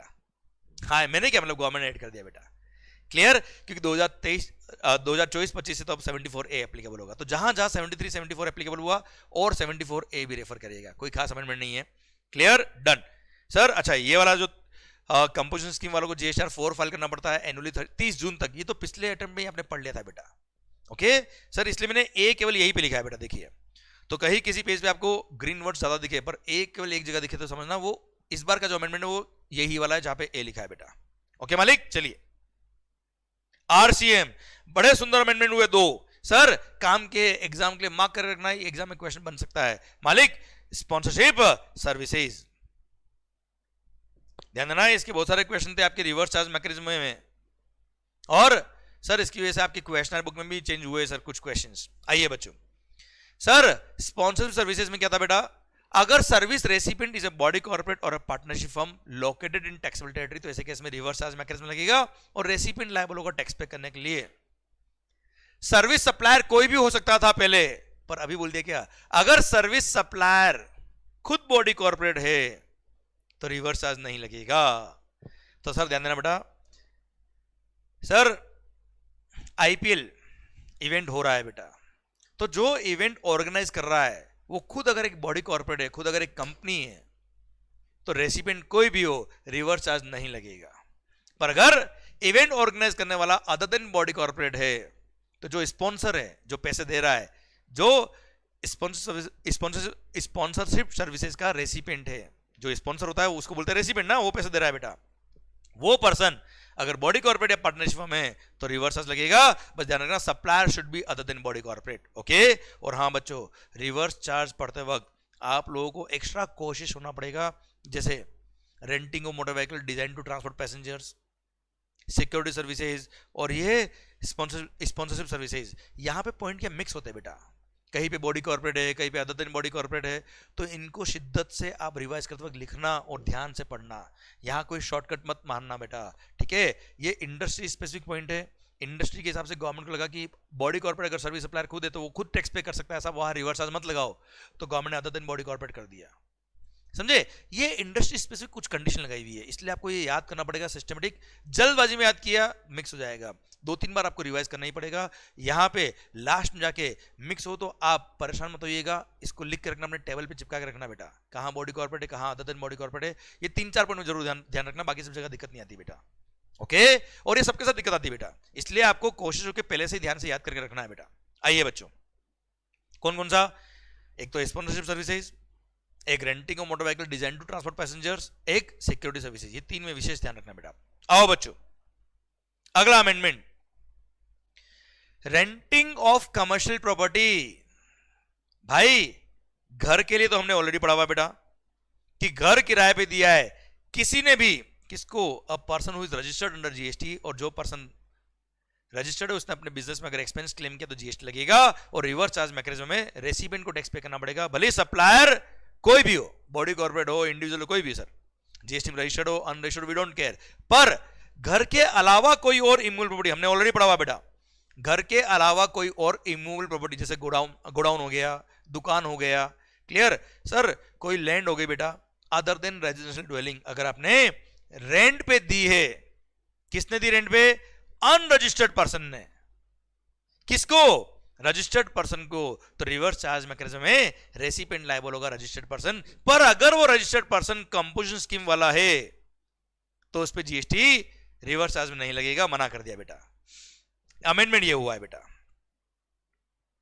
Other than a person who is opted to pay tax under composition levy, मतलब ध्यान रखिएगा बेटा, छोटा दुकानदार जिसने कंपोजिशन स्कीम ले रखी, उसने दुकान किसी से किराए पे ली, और जिससे किराए पे ली वो जीएसटी में रजिस्टर्ड होता तो वो खुद ही टैक्स पे कर देता फॉरवर्ड चार्ज में बेटा, बिल पे टैक्स लगा के दे देता हमको बेटा, पर वो दुकान वाला जिसकी दुकान थी उससे जिससे हमने किराया पे ली वो अनरजिस्टर्ड जीएसटी में, हम रजिस्टर्ड तो है पर छोटे व्यापारी साहब कंपोजिशन स्कीम वाले हैं, अब हमको रिवर्स चार्ज में टैक्स पे करना पड़ेगा, तो हमको क्रेडिट तो मिलती नहीं बेटा, हमने तो कंपोजिशन स्कीम ले रखी है, इसलिए गवर्नमेंट ने बोल दिया छोटे व्यापारियों को ध्यान में रखते हुए कि ठीक है जाओ तुम्हें कोई रिवर्स चार्ज में टैक्स पे करने की जरूरत नहीं है renting of any immovable property other than residential dwelling के केस में।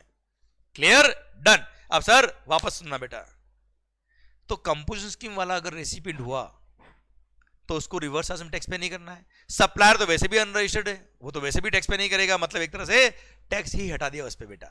और हाँ खास बात सर, ये जो पॉइंट था कि रिवर्स चार्ज लगेगा, ये 10 अक्टूबर से आया था, पर कंपोजिशन स्कीम वालों को हटाया कब से बेटा? 16 जनवरी से बेटा। तो डिपार्टमेंट तो क्या बोल रहा है भाई 11 अक्टूबर से लेके सर 15 जनवरी तक जो कंपोजिशन स्कीम वालों ने किराया दिया होगा किसको? अनरजिस्टर्ड लोगों को, उस पर टैक्स पे करो। तो गवर्नमेंट ने सर्कुलर इश्यू करके बोला कि नहीं नहीं नहीं जाने दो, 10 अक्टूबर से लेके 15 जनवरी 2025 तक अगेन टैक्स को रेगुलराइज कर दिया on as is where is basis. जैसे मैंने आपको बताया था ना, एज इज वेरीज मतलब जिसने टैक्स पे कर दिया ठीक है, नहीं पे किया अब मत पे करना साहब, हमें नहीं चाहिए टैक्स। Okay done. पेंसिल गिर गई भाई साहब, देख के लेके आता हूं जोश जोश में। हाँ जी हाँ जी okay sir, I hope you got the point बेटा। तो कुल मिला के सर कंपोजिशन स्कीम वाले जो कंपोजिशन स्कीम जिन लोगों ने ले रखा है, उन्होंने अगर कोई दुकान गोडाउन रेंट पे लिया है अनरजिस्टर्ड पर्सन से, तो उनको रिवर्स चार्ज में टैक्स पे करने की जरूरत नहीं है। इस बार अमेंडमेंट ये हुआ बेटा। अच्छा, मैंने एक सुंदर सा चार्ट जो मेगा एग्जामिनेशन लिस्ट वाला चैप्टर है बेटा, जहां पे ये रेंटिंग ऑफ रेजिडेंशियल ड्वेलिंग वाला पॉइंट आता है, वहां मैंने इस पॉइंट को रिपीट भी किया है और एक सुंदर सा चार्ट भी दिया है। आगे अमेंडमेंट नोट्स मिल जाएगा आपको बेटा लिंक करने के लिए, सो दैट आपको सारे केस एक जगह सारे मिल जाए। आएंगे आगे तब बात करेंगे। आइए मेगा एग्जामिनेशन लिस्ट में आ गए अब हम। सर ये national skill development corporation setup by government of India, ये हमने ऑलरेडी पॉइंट पढ़े हुए बेटा। पर इसमें क्या हुआ, इन लोगों ने अगर ये वोकेशनल ट्रेनिंग वगैरह दी है तो जीएसटी माफ था बेटा, अभी भी माफ है बेटा। पर इसमें एक पॉइंट गवर्नमेंट लिखना भूल गया था यार, कि अगर नेशनल स्किल डेवलपमेंट कॉर्पोरेशन ने किसी ट्रेनिंग पार्टनर को अप्रूव किया हुआ है कि ठीक है तुम भी ये ट्रेनिंग दे सकते हो लोगों को, और तुमने अगर ट्रेनिंग दी है लोगों को, उनसे जो फीस ली है उस पर जीएसटी एग्जम्प्ट रहेगा, ये लिखना भूल गया गवर्नमेंट।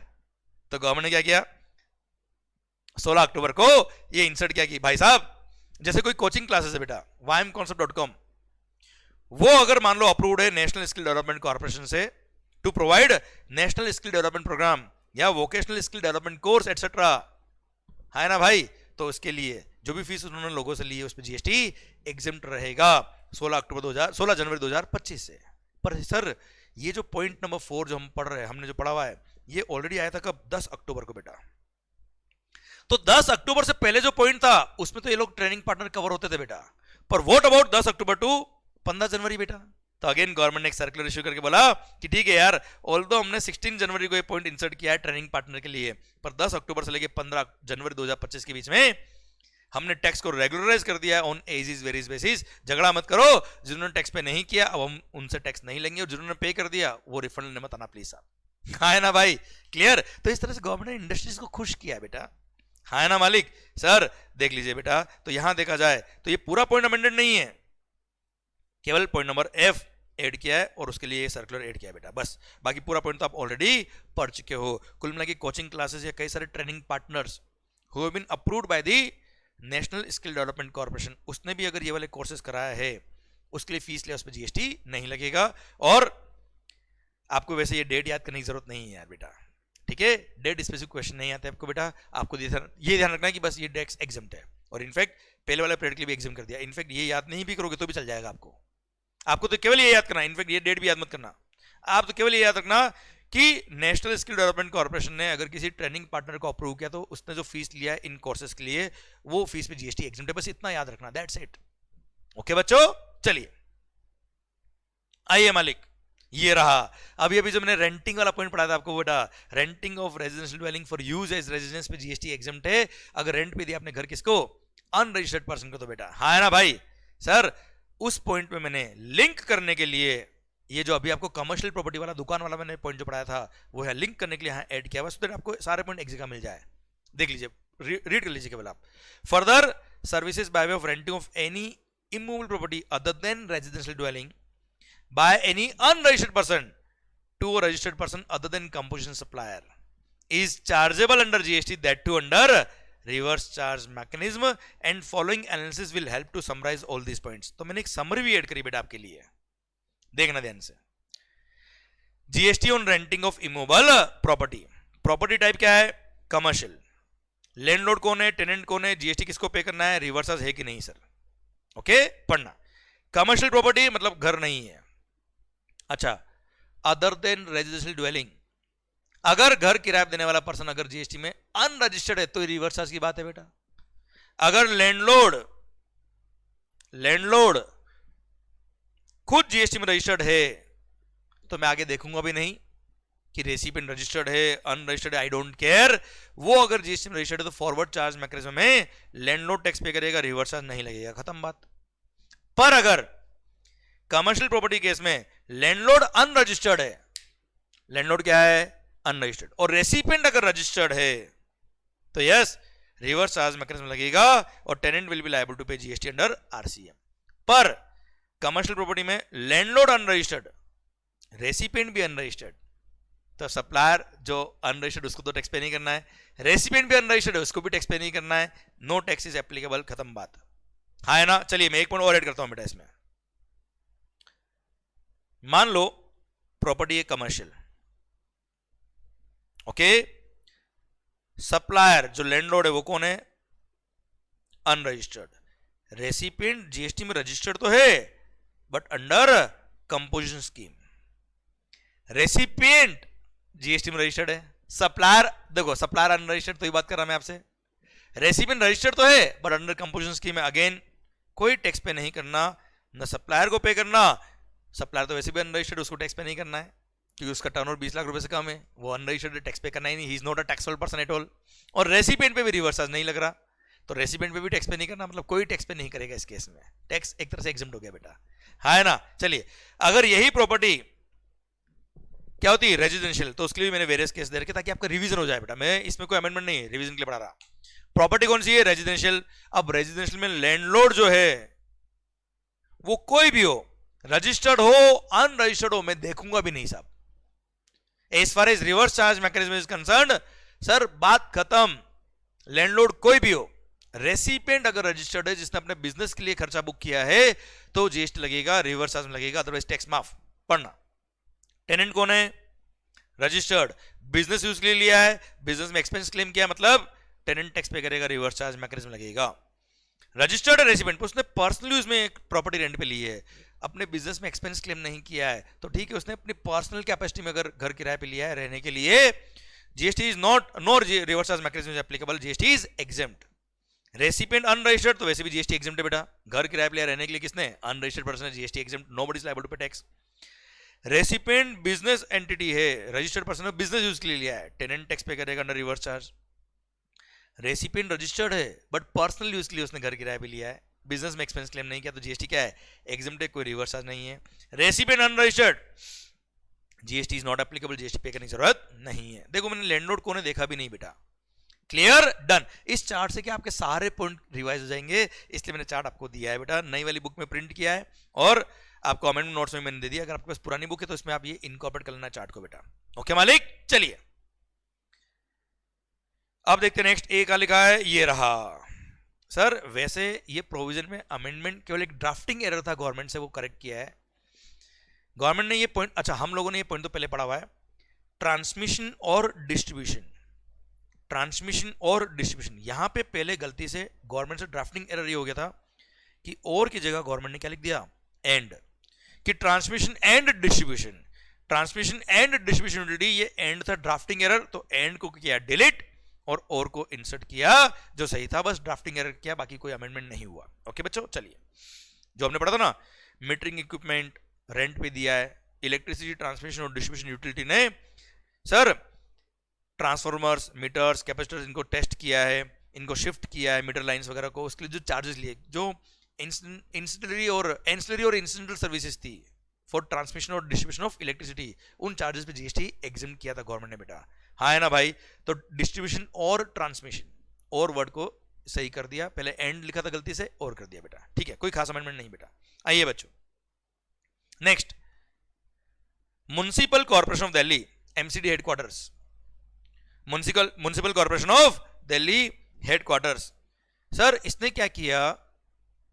फैसिलिटी मैनेजमेंट सर्विसेज ली, जैसे हाउसकीपिंग, प्लांटेशन, अपने ऑफिस को मेंटेन रखने के लिए इन्होंने फैसिलिटी मैनेजमेंट सर्विसेज ली। क्वेश्चन आया कि क्या इस पे जीएसटी एग्जम्प्ट रहेगा कि नहीं रहेगा। सर ये सर्कुलर ने क्लेरिफाई करके बोला कि साहब जीएसटी लगेगा। क्यों लगेगा, अब ध्यान से सुनना। Clarification on applicability of GST on facility management services provided to municipal corporation of Delhi headquarters. तो म्युनिसिपल कॉर्पोरेशन ऑफ दिल्ली है लोकल अथॉरिटी, सर्विसेज दी है आपने लोकल अथॉरिटी को। तो आपने और हमने पढ़ा है क्या, services provided to central government, state government, union territory और local authority are exempt under GST अगर वो services are in relation to any activity which is covered under article number 243W of the Indian Constitution or article number 243G of the Indian Constitution। Article 243W में municipality काम cover है और जी में पंचायती काम cover है। वो काम अगर आपने परफॉर्म किए और वो सर्विसेज आपने the central government, state government, union territory या लोकल अथॉरिटी को, तो जीएसटी एग्जम्प्ट है बेटा। तो रेसिपिएंट लोकल अथॉरिटी मान गए हम, म्युनिसिपल कॉर्पोरेशन ऑफ दिल्ली। पर क्या फैसिलिटी मैनेजमेंट सर्विसेज, अब आप कहेंगे फैसिलिटी मैनेजमेंट सर्विसेज क्या होती है सर, पढ़िए।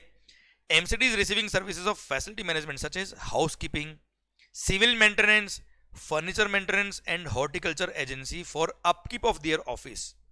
अपने ऑफिस को अप टू डेट रखने के लिए इन्होंने ये वेरियस सर्विसेज ली। अब ये सर्विसेज कहीं पे भी आर्टिकल नंबर 243W में कवर नहीं होती है, क्योंकि ये म्युनिसिपैलिटी है ना बेटा, local authority, municipal corporation Delhi, ये कहीं पे भी आर्टिकल नंबर 243W में कवर नहीं होती है। ऐसा सर्कुलर ने क्लेरिफाई करके बताया और बोल दिया क्या, अब आपने सर्विसेज दी होती अगर आर्टिकल 243W वाली तो जीएसटी माफ होता। इसीलिए ये गवर्नमेंट ने क्लेरिफाई करके बोला कि फैसिलिटी मैनेजमेंट सर्विसेज जब municipal corporation Delhi, Delhi headquarter को प्रोवाइड कर रहे हो for upkeep of its headquarter building, उस पे जीएसटी लगेगा at the applicable rates as these services are not covered under the scope of the aforesaid exemption और GST will be applicable. Clear, done, कोई खास बात नहीं, सिंपल सा point था बेटा ये।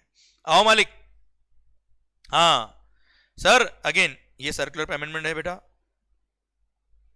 हमने आरएनडी सर्विसेज के लिए पॉइंट ऑलरेडी पढ़ा हुआ बेटा, ये वाला जो पिछली बार ही हमने पढ़ लिया था कि सर अगर कोई सर गवर्नमेंट एंटिटी या रिसर्च एसोसिएशन वगैरह को, सर ध्यान देना बेटा, R and D services against consideration received in the form of grants stipulated by government entity और रिसर्च एसोसिएशन वगैरह ने, मतलब रिसर्च एसोसिएशन गवर्नमेंट एंटिटी वगैरह ने किसी पर्सन को सर ग्रांट दिए फॉर आरएनडी सर्विसेज, तो उस ग्रांट के अमाउंट पे जीएसटी माफ है। ये हमने पढ़ा हुआ है बेटा।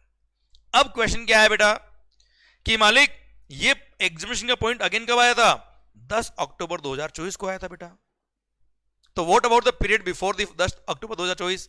तो सर अगेन वैसे सर्कुलर आप नहीं पढ़ेंगे तो भी चल जाएगा, नॉलेज के बता रहा हूं।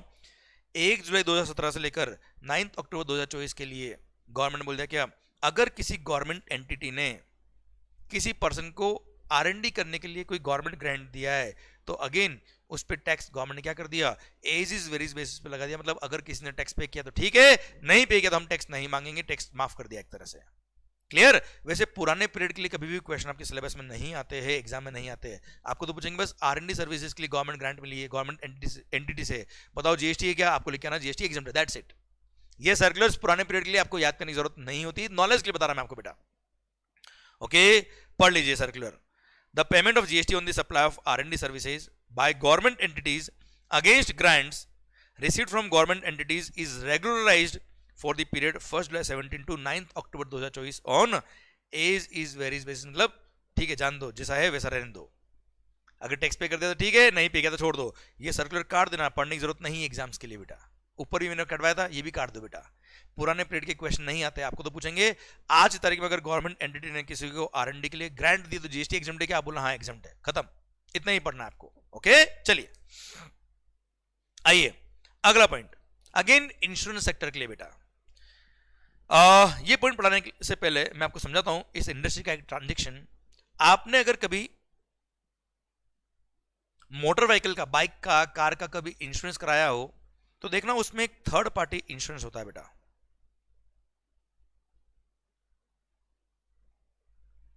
थर्ड पार्टी इंश्योरेंस क्या होता है बेटा, आपकी कार से अगर सामने वाले को कोई डैमेज हो गया तो सामने वाला क्लेम लगाएगा और सर वो क्लेम उस इंश्योरेंस कंपनी को देना पड़ेगा साहब। ये होता है थर्ड पार्टी इंश्योरेंस बेटा। अब आपने कार का इंश्योरेंस कराया किससे, सर बजाज इंश्योरेंस से मान लो सर,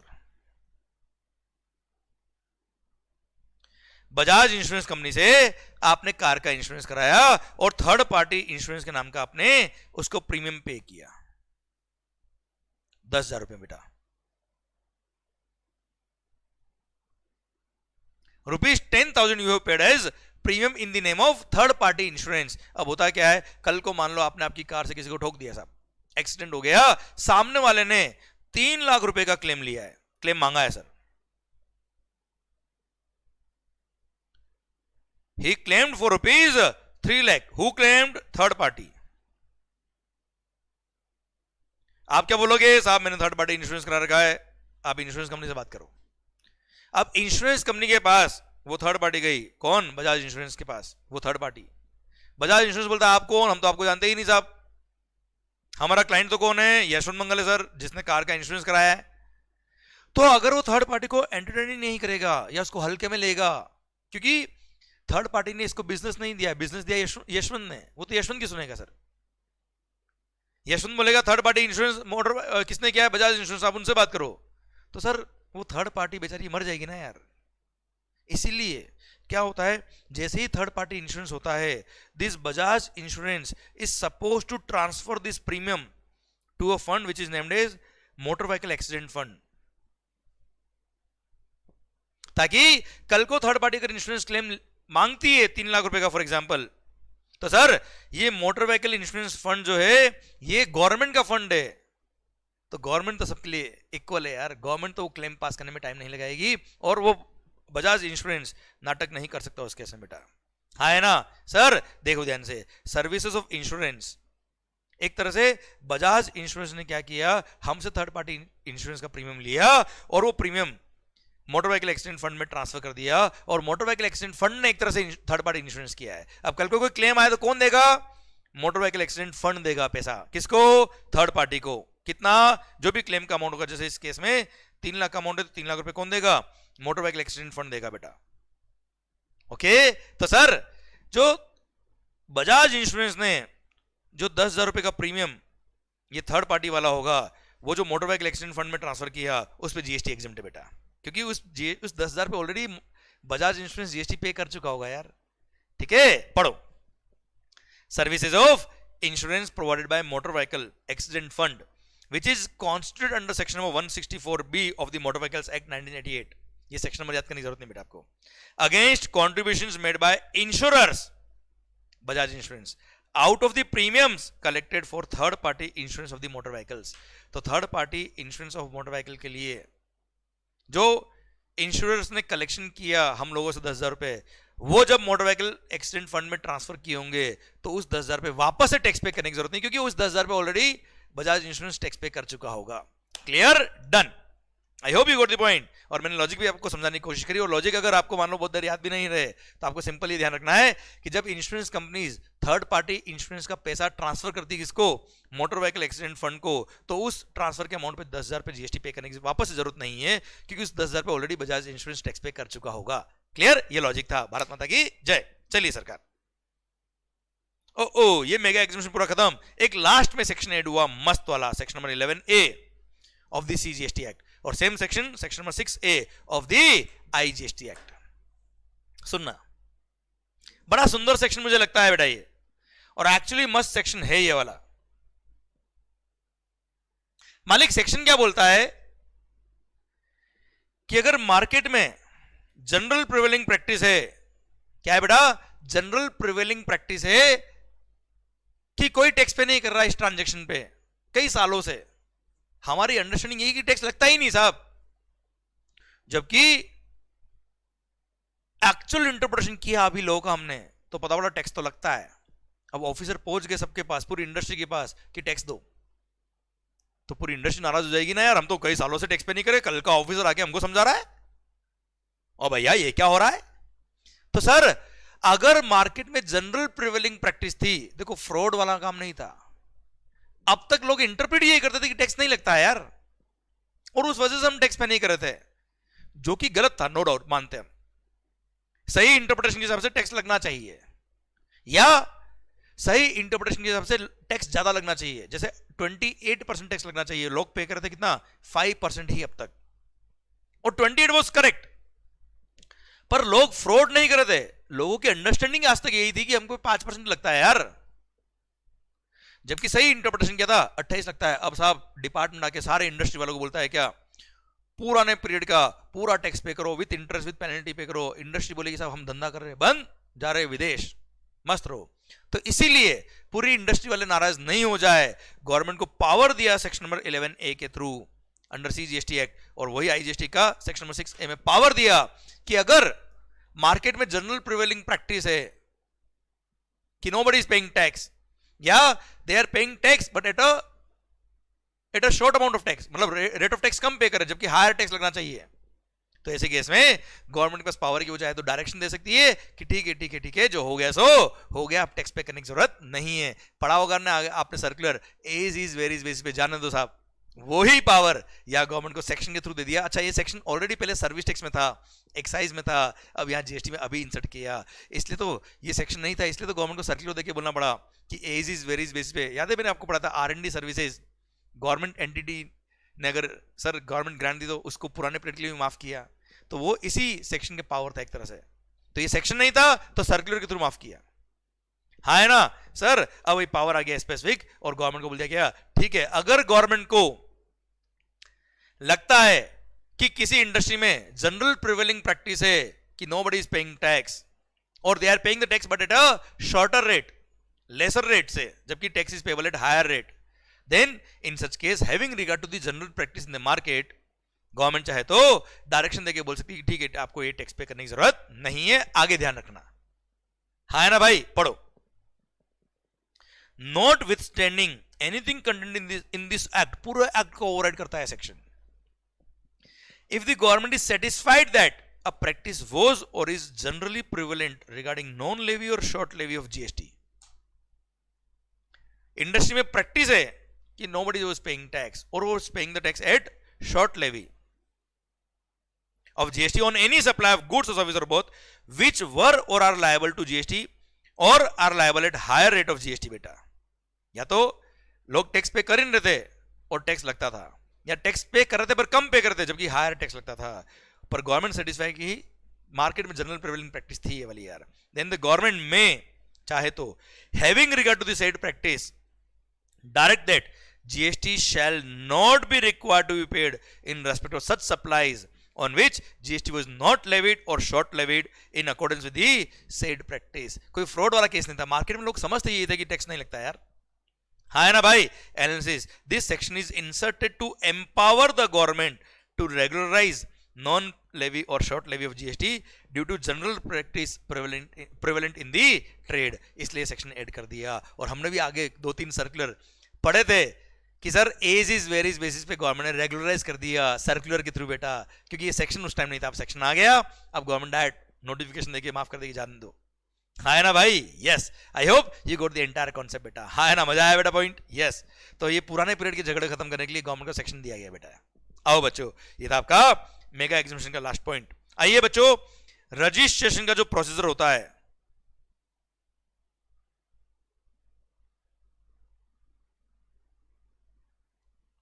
वहां एक पॉइंट ऐड किया। पॉइंट ऐड किया क्या बच्चों, समझने की कोशिश करना कि मालिक आप जब रजिस्ट्रेशन के लिए अप्लाई करते हो, फॉर्म नंबर GST REG 01 आप फाइल करेंगे सर, उसमें जब पार्ट ए फिल करेंगे उसके बाद आधार ऑथेंटिकेशन कराना पड़ता है बेटा आपको। Part A part B fill किया, आपको सर आपकी रजिस्ट्रेशन एप्लीकेशन आप सबमिट करो तब आधार ऑथेंटिकेशन कराना पड़ता है। अगर आपने आधार ऑथेंटिकेशन के लिए ऑप्ट किया, आधार ऑथेंटिकेशन हो गया, आपकी एप्लीकेशन सबमिट हो गई बेटा, क्लियर सर। पर अगर आपने आधार ऑथेंटिकेशन के लिए ऑप्ट किया ही नहीं तो साहब आपके लिए एक एडिशनल प्रोसीजर यहां पे ऐड कर दिया है, देखना ध्यान से। बोल दिया आपको क्या कि अगर आपने आधार ऑथेंटिकेशन के लिए ऑप्ट नहीं किया तो ऐसे केस में आपको डिपार्टमेंट फिजिकली बुलाया जाएगा, आपका फोटोग्राफ लेंगे और आपके ओरिजिनल डॉक्यूमेंट्स वेरीफाई करेंगे। उसके बाद सर आपका अगर ये प्रॉपर वेरिफिकेशन हो गया उसके बाद ही आपकी एप्लीकेशन सबमिट हुई है माना जाएगा बेटा। जैसे पता है पहले आपने पढ़ा था क्या, अगर आपने आधार ऑथेंटिकेशन के लिए ऑप्ट किया और आधार ऑथेंटिकेशन हो भी गया, बट वो आधार नंबर से वो पर्सन ऐसा आइडेंटिफाई हुआ on the basis of risk parameters, है ना sir, data analysis and risk parameters के बेस पे वो आदमी ऐसा आइडेंटिफाई हुआ कि साहब इसने पहले फ्रॉड किए हुए हैं, तो ऐसे केस में उस पर्सन को डिपार्टमेंट अपने फैसिलिटेशन सेंटर, मतलब जीएसटी का डिपार्टमेंट, ये भी एट प्रेजेंट उनका खुद का ऑफिस, तो डिपार्टमेंट अपने ऑफिस बुलाएगा उस एसएससी को, सर बायोमेट्रिक बेस्ड आधार ऑथेंटिकेशन होगा, उसके ओरिजिनल डॉक्यूमेंट्स को वेरीफाई किया जाएगा, उसके बाद ही उसकी एप्लीकेशन प्रोसीड की जाएगी, याद है बेटा? तो सर उस तरह का ही प्रोसीजर यहाँ पे ऐड कर दिया है, किनके लिए? जिन लोगों ने आधार ऑथेंटिकेशन के लिए ऑप्ट नहीं किया, उन लोगों को डिपार्टमेंट आना पड़ेगा फिजिकली, उनका फोटोग्राफ लिया जाएगा एंड सर उनके ओरिजिनल डॉक्यूमेंट को वेरीफाई किया जाएगा, उसके बाद ही उनकी एप्लीकेशन विल बी प्रोसीडेड, अगर आपने आधार ऑथेंटिकेशन के लिए ऑप्ट नहीं किया तो। ठीक है, अच्छा सुनो, अगर इंडिविजुअल ने अप्लाई किया तो इंडिविजुअल खुद जाएगा बेटा, एचयूएफ ने अप्लाई किया तो करता जाएगा, कंपनी ने अप्लाई किया तो उसका ऑथराइज सिग्नेटरी डायरेक्टर जाएंगे बेटा, हाँ है ना भाई, ये पढ़ो सर फर्दर। और वैसे भी आधार ऑथेंटिकेशन हर एक के पास आधार नंबर है यार, 2 मिनट का काम है, वैसे प्रैक्टिकली हर आदमी आधार ऑथेंटिकेशन कराता ही कराता है, ये तो कोई बांग्लादेश से अगर आ गया घुसपैठिया और वो अगर इस तरह काम कर रहा है तो उसको बुलाया जाएगा समझे? तो ये एक्सेप्शनल केस में अप्लाई होता है, पढ़ो फर्दर।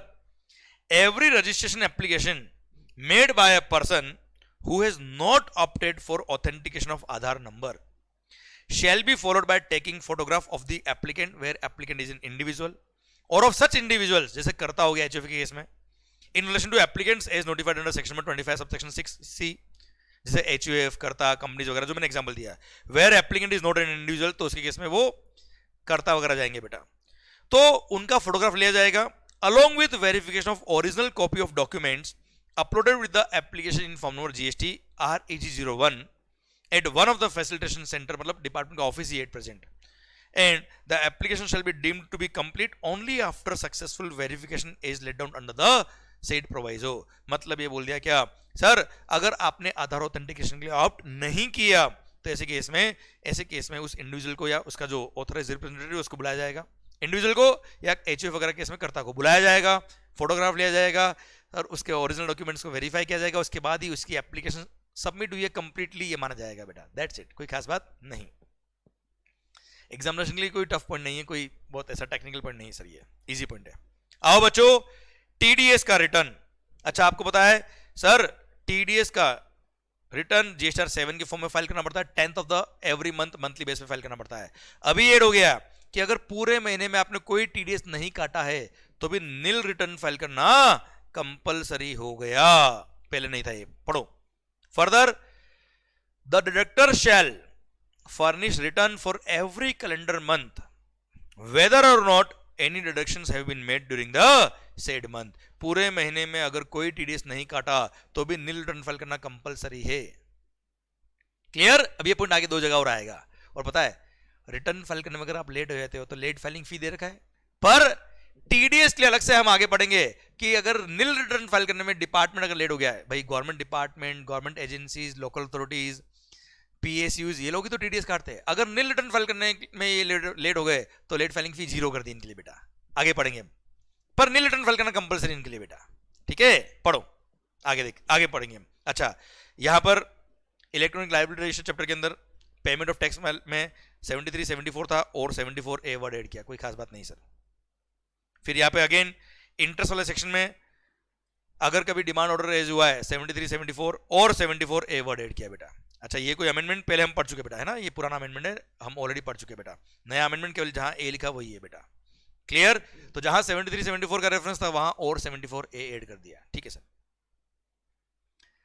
आइए बच्चों, सर सुंदर पॉइंट, ये वाला पॉइंट मैं आपको ऑलरेडी पढ़ा चुका, बस ये बाकी है बेटा। अच्छा ये क्या पढ़ा चुका? अरे time limit for issuing the invoice पढ़ाया ना, टाइम ऑफ सप्लाई पढ़ाते वक्त इसी लेक्चर में शुरुआत में, time limit for issuing tax invoice in case where recipient is required to issue the invoice under RCM. 30 दिन याद है बेटा, मैं रिवाइज कर रहा था आपको कि अगर सप्लायर जीएसटी में रजिस्टर्ड नहीं है at the time of supply of goods और सर्विस और both, if supplier is not registered under GST, तो रेसिपिएंट को खुद पे इनवॉइस इशू करना पड़ेगा, कितने दिन में? Within 30 days from the date of receipt of goods और सर्विस और बोथ। देखो बेटा गुड्स हो या सर्विस हो, गुड्स के केस में भी अगर रिवर्स आ लगता है और रेसिपिएंट लायबल है, सप्लायर अनरजिस्टर्ड है, तो गुड्स जब रिसीव हो उसके 30 दिन में बिल इशू करना है, सर्विस जब रिसीव हो उसके भी 30 दिन में बिल इशू करना है बेटा, क्लियर? डन, ये हमने पहले ही पढ़ लिया, वापस रिवाइज कर लिया। अब एक पॉइंट ऐड किया बेटा, कि जब सप्लायर अनरजिस्टर्ड है और रिवर्स चार्ज में रेसिपिएंट लायबल है, तो रेसिपिएंट को खुद पे इनवॉइस इशू करना है ना, अगर सप्लायर इज अनरजिस्टर्ड। क्लियर? तो सर सप्लायर जीएसटी में रजिस्टर्ड तो है, but only for the purpose of deduction of TDS under section 51। ये government department, local authority, PSUs वगैरह, ये केवल टीडीएस के लिए लायबल है, टीडीएस के लिए रजिस्टर्ड जीएसटी में। इनके पास नॉर्मल रजिस्ट्रेशन नंबर नहीं है, तो सर इनको भी for the purpose of this provision unregistered person ही माना जाएगा। मतलब ऐसे government department, PSU, local authority etcetera से आपने कोई गुड्स या सर्विस रिसीव करी है जिसमें रिवर्स चार्ज लगता है, और वो गवर्नमेंट डिपार्टमेंट या पीएसयू वगैरह जो है, पब्लिक सेक्टर अंडरटेकिंग, ये जीएसटी में रजिस्टर्ड तो है, but only for the purpose of deduction of TDS. Normal registration number इनके पास नहीं है, तो इनको भी एक तरह से अनरजिस्टर्ड पर्सन ही मानेंगे। और अनरजिस्टर्ड पर्सन मानेंगे मतलब उस केस में उस रेसिपिएंट पे अगर रिवर्स चार्ज लगता है तो रेसिपिएंट को खुद पे इनवॉइस इश्यू करना पड़ेगा। That's it. पढ़ो further, for the purpose of this clause, reverse charge में रेसिपिएंट को खुद पे इनवॉइस इश्यू करना पड़ता है। The expression supplier who is not registered, क्योंकि सप्लायर अगर रजिस्टर्ड नहीं होता है तो ही रिवर्स चार्ज में रेसिपिएंट को खुद पे इनवॉइस इश्यू करना पड़ता है। The expression supplier who is not registered shall include the supplier who is registered solely for the purpose of deduction of tax under section 51। तो सर जो पर्सन टीडीएस के लिए ही रजिस्टर्ड है, किसी और पर्पस के लिए रजिस्टर्ड नहीं है, तो उसको भी एक तरह से अनरजिस्टर्ड पर्सन मानेंगे। और उससे अगर आपने कोई गुड्स या सर्विस और बहुत ऐसी परचेज करी है जिसमें रिवर्स चार्ज लगता है, तो रिवर्स चार्ज में टैक्स तो पे करना ही करना है, खुद पे इनवॉइस भी इश्यू करना पड़ेगा, क्योंकि उसके पास नॉर्मल रजिस्ट्रेशन नंबर नहीं है, तो he can't issue normal tax invoice. बेटा क्लियर? डन, खत्म बात। आओ बच्चों, रिटर्न चैप्टर ये मैं पढ़ा चुका बेटा। सर अभी जीएसटी 7 पढ़ाया था मैंने बेटा आपको, वो रिटर्न चैप्टर में रिपीट हुआ था, इसलिए यहां लिख दिया मैंने कि even if no TDS has been deducted, a nil return is required to be filed mandatorily in case of TDS form number GST 7 compulsory. बेटा हाँ, अब एक नॉलेज के लिए बताता मैं आपको बेटा, यही बात मैं आपको टीसीएस के लिए बोलूं, अगर टीसीएस जीएसटी रेट, तो यहां पर no nil return is required. मतलब आप अपने बुक में नोट कर देना बेटा ये बात कि टीडीएस वालों ने, इलेक्ट्रॉनिक कॉमर्स ऑपरेटर वालों ने, अगर पूरे महीने में कोई टीडीएस डिडक्ट नहीं, टीसीएस कलेक्ट नहीं किया है, सॉरी, इलेक्ट्रॉनिक कॉमर्स ऑपरेटर जिसको टीसीएस एप्लीकेबल होता है, उसने पूरे महीने में अगर कोई टीसीएस कलेक्ट नहीं किया है तो उसको नील रिटर्न फाइल करने की जरूरत नहीं है, नील स्टेटमेंट फाइल करने की जरूरत नहीं है। पर टीडीएस वालों को जीएसटी 7 फाइल करना कंपलसरी है, भले टीडीएस काटा हो या नहीं काटा हो। बेटा क्लियर? डन। और हाँ, ये टीडीएस वालों को सर आगे हम पढ़ेंगे कि नील रिटर्न के केस में लेट फाइलिंग फी 0 है, आगे आ रहा है बेटा। अब नाउ नेक्स्ट पेज पे ए का लिखा है बेटा, ये रहा 73, 74 और 74 एड हुआ, कोई आपको याद करने की जरूरत नहीं है सर। ये रहा कि लेट फाइलिंग फी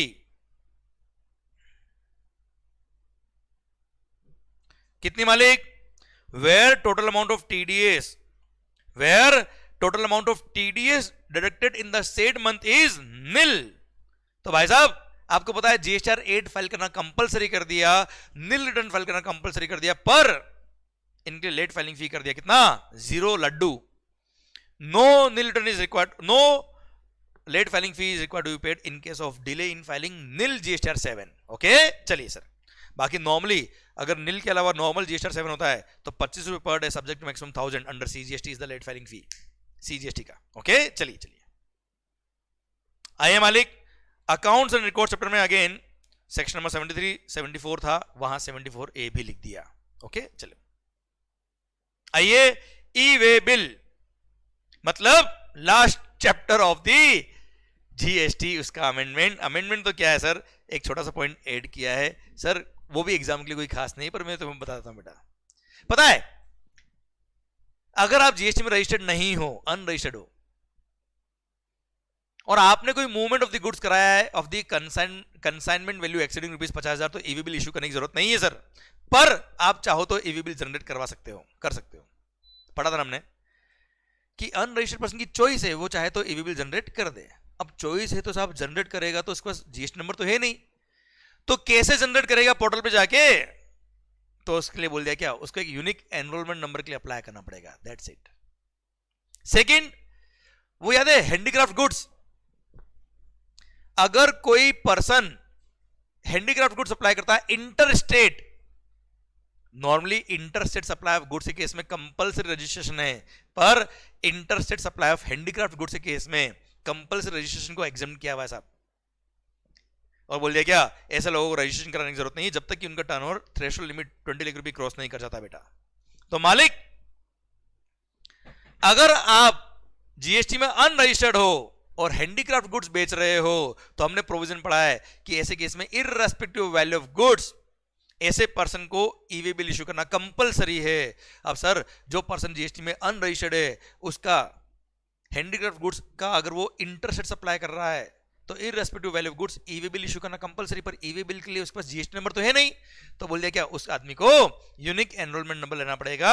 सर अपने डॉक्यूमेंट्स ऑनलाइन वेरीफाई कराने पड़ेंगे, उसके बाद वो ईवी बिल इशू कर सकता है। बस इतना सा पॉइंट ऐड हुआ है प्रोसीजर के लिए, नथिंग एल्स। पढ़ो note, an unregistered person who is required to generate EV bill in form number GST EWB01 जो EV bill का फॉर्म है for interstate transfer of handicraft goods, पढ़ा नाम ने बेटा, जिसको EV bill इश्यू करना कंपलसरी है, एंड या फिर कोई एक unregistered person who is opting to generate EV bill, मतलब ऑप्शन है ना उसके पास EV bill जनरेट करने का, उसने EV bill जनरेट नहीं किया, कंपलसरी नहीं, he is opting to generate EV bill in form number GST EWB01 on common portal shall submit his details electronically on the common portal in form number GST ENR 03, ENR मतलब enrollment number, enrollment unique enrollment के लिए ENR enrollment ENR 03, and upon validation of such details so furnished a unique enrollment number shall be generated and communicated to the said person,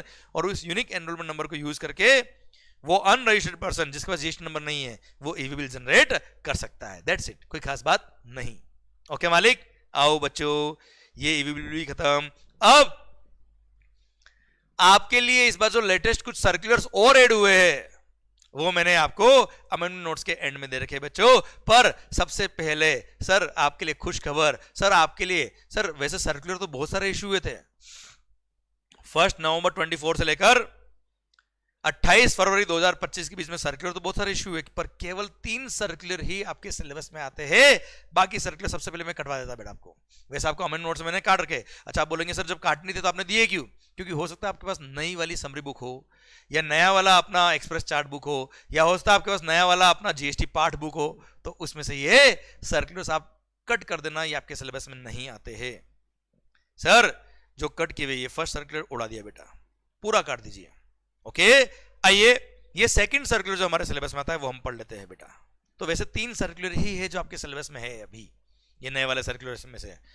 sir first तो ये, second ये वाला बेटा, और बाकी ये वाउचर वाला काट दिया पूरा सर्कुलर, 2-2.5 पेज का था बेटा, 3 पेज इनफैक्ट उसके बाद के सर्कुलर भी कट कर दिए बेटा हमने, और एक लास्ट डीडीए वाला सर्कुलर, बस दैट्स इट।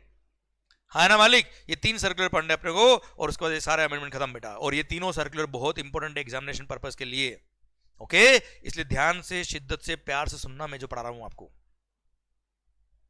मालिक। एंड यस सर, अगर ये लेक्चर के अंदर आपको कुछ नॉलेज ज्ञान मिला हो तो sir do like and comment में बताइए कैसा लगा, यही तो हमारे लिए मोटिवेशन है और क्या है सर। और हाँ do share with your friends also, क्योंकि ये लेक्चर बहुत इंपॉर्टेंट एग्जामिनेशन पर्पस के लिए बेटा आपके लिए। आइए बच्चों, सरकार क्लेरिफिकेशन ऑन, और अगर आपने लाइक और कमेंट नहीं किया तो ये बेईमानी होगी मेरे साथ बेटा। चलिए sir, clarification on availability of ITC as per section 16(2)(b) in respect of goods which have been delivered by the supplier at his place of business under ex works contract. ओहो हो सर, सबसे पहले आपको समझना है क्या ये x works contract क्या होता है।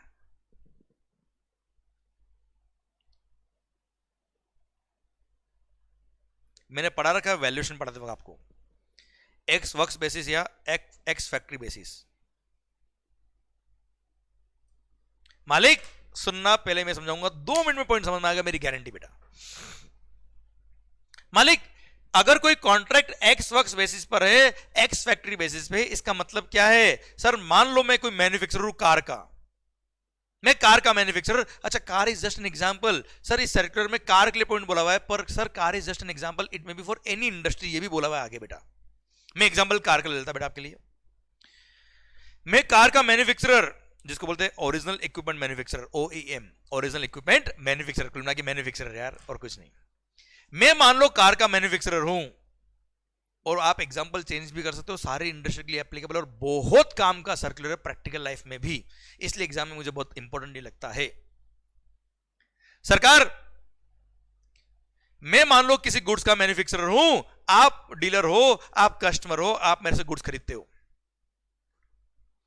पर आपने मुझे बोला कि गुड्स भेज दो। मैंने कहा साहब मैं तो गुड्स नहीं भेज सकता, आप ले आओ यहां आके, क्योंकि मेरा कॉन्ट्रैक्ट तो एक्स वर्क्स बेसिस पर ही मैं करता हूं, मतलब मेरी गुड्स का रिस्क रिवॉर्ड ओनरशिप मेरी फैक्ट्री गेट पे ट्रांसफर, उसके बाद गुड्स लॉस हो जाए, डिस्ट्रॉय हो जाए, आई डोंट केयर।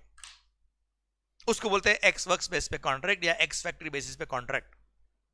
वापस सुनना, समझना ध्यान से, ये समझ में आया, अगला पॉइंट ऐसा लिंक करूंगा, मजा आ जाएगा बेटा। 10 मिनट लगेंगे, पूरा शिद्दत से ध्यान, इधर सब ध्यान देना, 5 मार्क का क्वेश्चन आएगा इसका,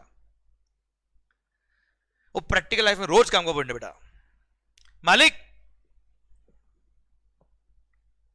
एक्स वर्क्स बेस पे कॉन्ट्रैक्ट में क्या होता है सर, सप्लायर बोलता है क्या तुम गुड्स ले जाओ, मेरा तो गुड्स का रिस्क रिवॉर्ड ओनरशिप यही खत्म।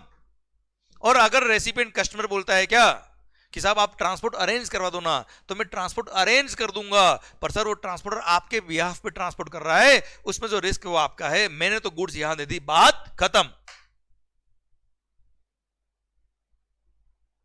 सरकार समझने की कोशिश करना,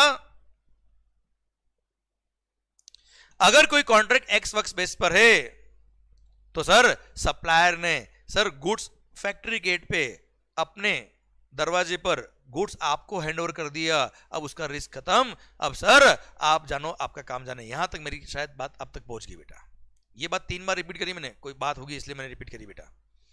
अब सेकंड पॉइंट, अब मान लो कोई goods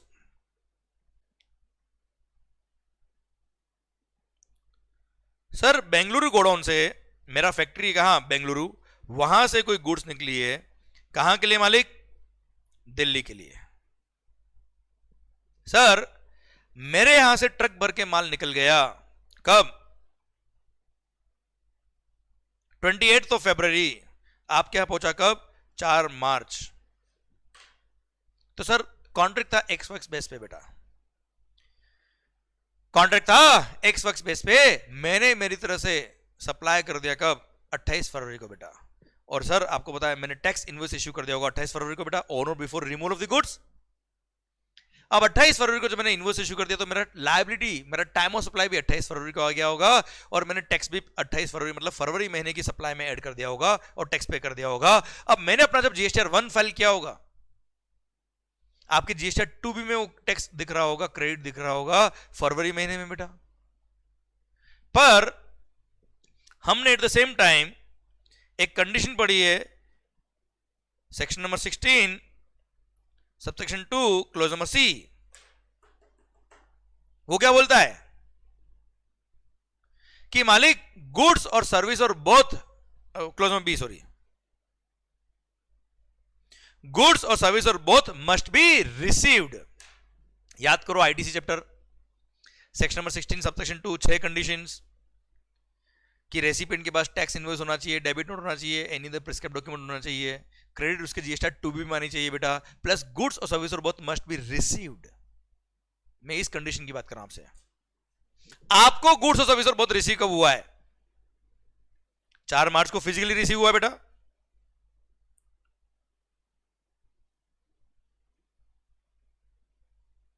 you physically received the goods on 4th of March. So when should you avail the credit? On 4th of March. As per general interpretation बेटा, as per general interpretation आपको 4 मार्च को ITC लेना चाहिए बेटा, जब गुड्स और service और बहुत रिसीव हो गया। पर पूरी इंडस्ट्री में लोग क्रेडिट 28 फरवरी को ही ले रहे थे। ये दिल्ली वाले जो रेसिपिएंट थे इस एग्जांपल में, वो क्रेडिट ले कब रहे थे, 28 फरवरी को ही ले रहे थे बेटा। पूरे डिपार्टमेंट ने पूरे हिंदुस्तान के अंदर सबको नोटिस टिका दिया साहब कि आपने जल्दी क्रेडिट ले लिया। You are eligible to avail the credit on 4th March but you avail the credit on 28th of February itself। मतलब आपको मार्च महीने में क्रेडिट लेना था, आपने लिया कब? फरवरी महीने में। एक महीना जल्दी जो आपने क्रेडिट लिया है सब उसको रिवर्स करो और इंटरेस्ट पे करो उसका सब। रॉन्ग अवेलमेंट ऑफ आईटीसी, उसका पेनल्टी मांग रहे, इंटरेस्ट मांग रहे साहब, उसके लिए सर्कुलर इशू किया गया। अब समझना ध्यान से, मेरी बात शायद पहुंच गई बेटा, क्वेश्चन समझ में आ गया, मेरे को आंसर नहीं चाहिए आपसे बेटा, ना मुझे आंसर भी बताने का है। मैंने आपके सामने एक सिचुएशन रखा, एक मुद्दा रखा कि आखिर सर्कुलर क्या होता है, क्लेरिफिकेशन बाय द डिपार्टमेंट। कोई प्रैक्टिकल इश्यू आ रहा है जिसमें इंडस्ट्री को दिक्कत आ रही है, डिपार्टमेंट को दिक्कत आ रही है, उसको क्लेरिफाई किया डिपार्टमेंट ने, दैट्स इट। अब मालिक ध्यान से समझना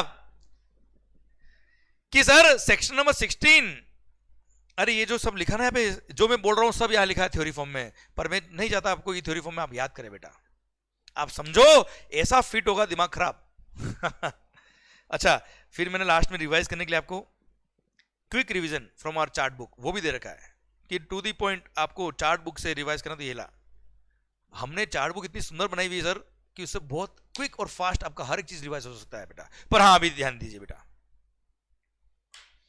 सर एक्स वर्क्स बेस पे कॉन्ट्रैक्ट है, 28 फरवरी को गुड्स मैंने दे दिए ट्रांसपोर्टर को, और सर आप ट्रांसपोर्टर आपके यहाँ लेके आ रहा है, 4 मार्च को आपको गुड्स रिसीव हुई है। This is the practical case when you should avail the credit on 28 February itself, या 4 मार्च को आपको क्रेडिट मिलेगा।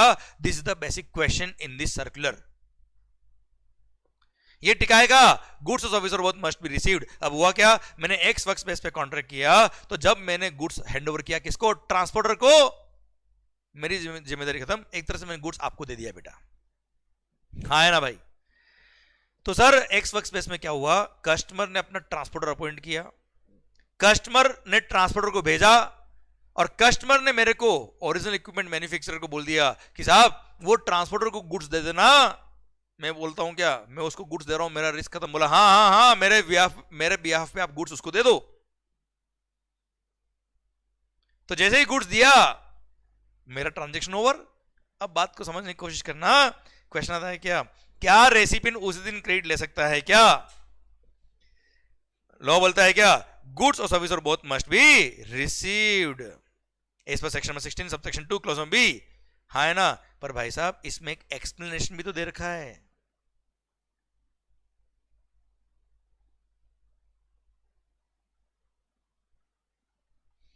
एक एक्सप्लेनेशन दे रखा जो बोलता है क्या, bill to ship to model.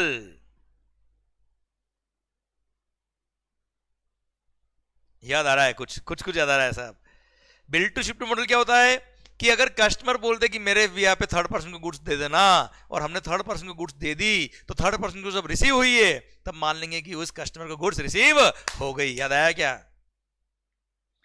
Sir? तो सर्कुलर ने उसी एक्सप्लेनेशन का रेफरेंस दिया और बोला क्या, भाई साहब कस्टमर दिल्ली वाला, उसने बेंगलुरु के सप्लायर को बोल दिया, उसने बेंगलुरु के सप्लायर को बोल दिया कि मेरे बिहाफ पर आप गुड्स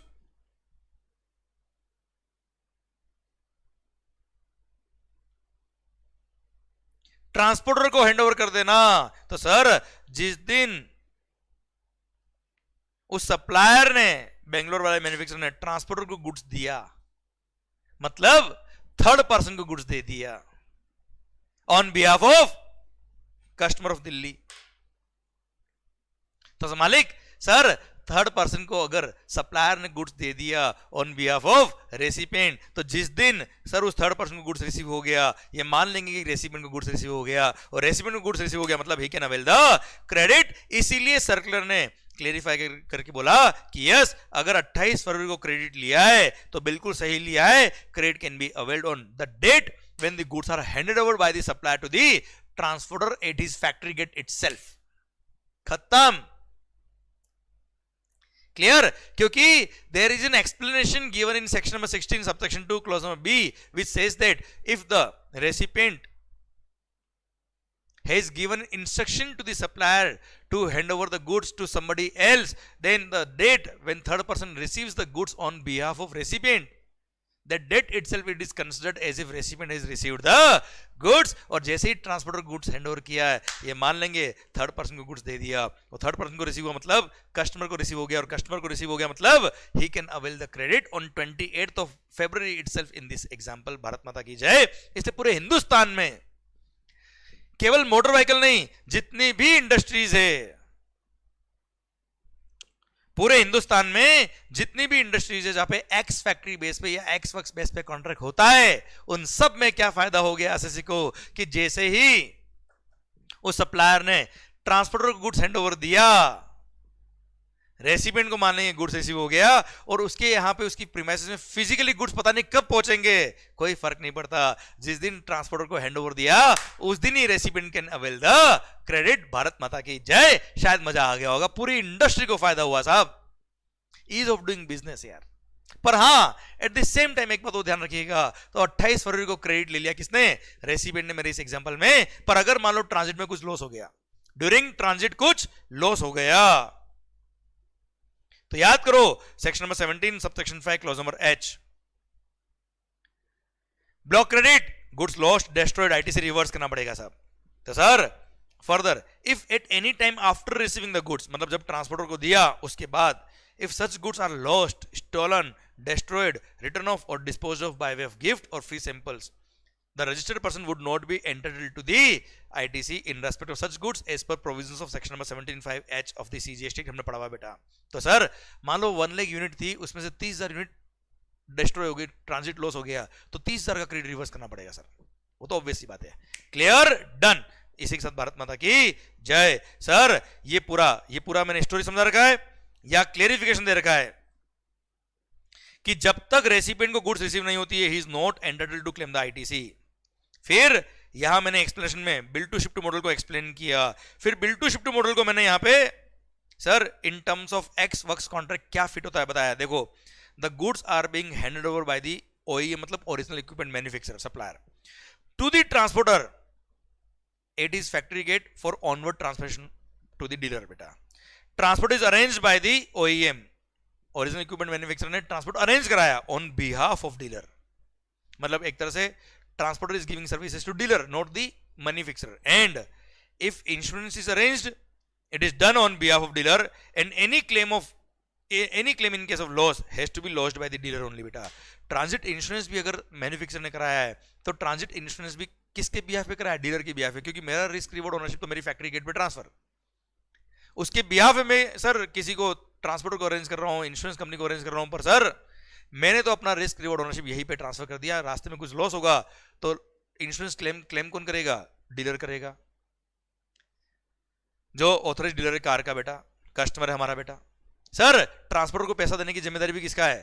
डीलर का है, ऑथराइज्ड डीलर का बेटा। मेरा रिस्क रिवॉर्ड ओनरशिप तो मेरी फैक्ट्री गेट पे ही ट्रांसफर। इसीलिए in such a scenario the property in said goods, मतलब ownership in the said goods can be considered to have been passed on to the dealer by the original equipment manufacturer upon handing over of the said goods to the transporter at his factory gate itself।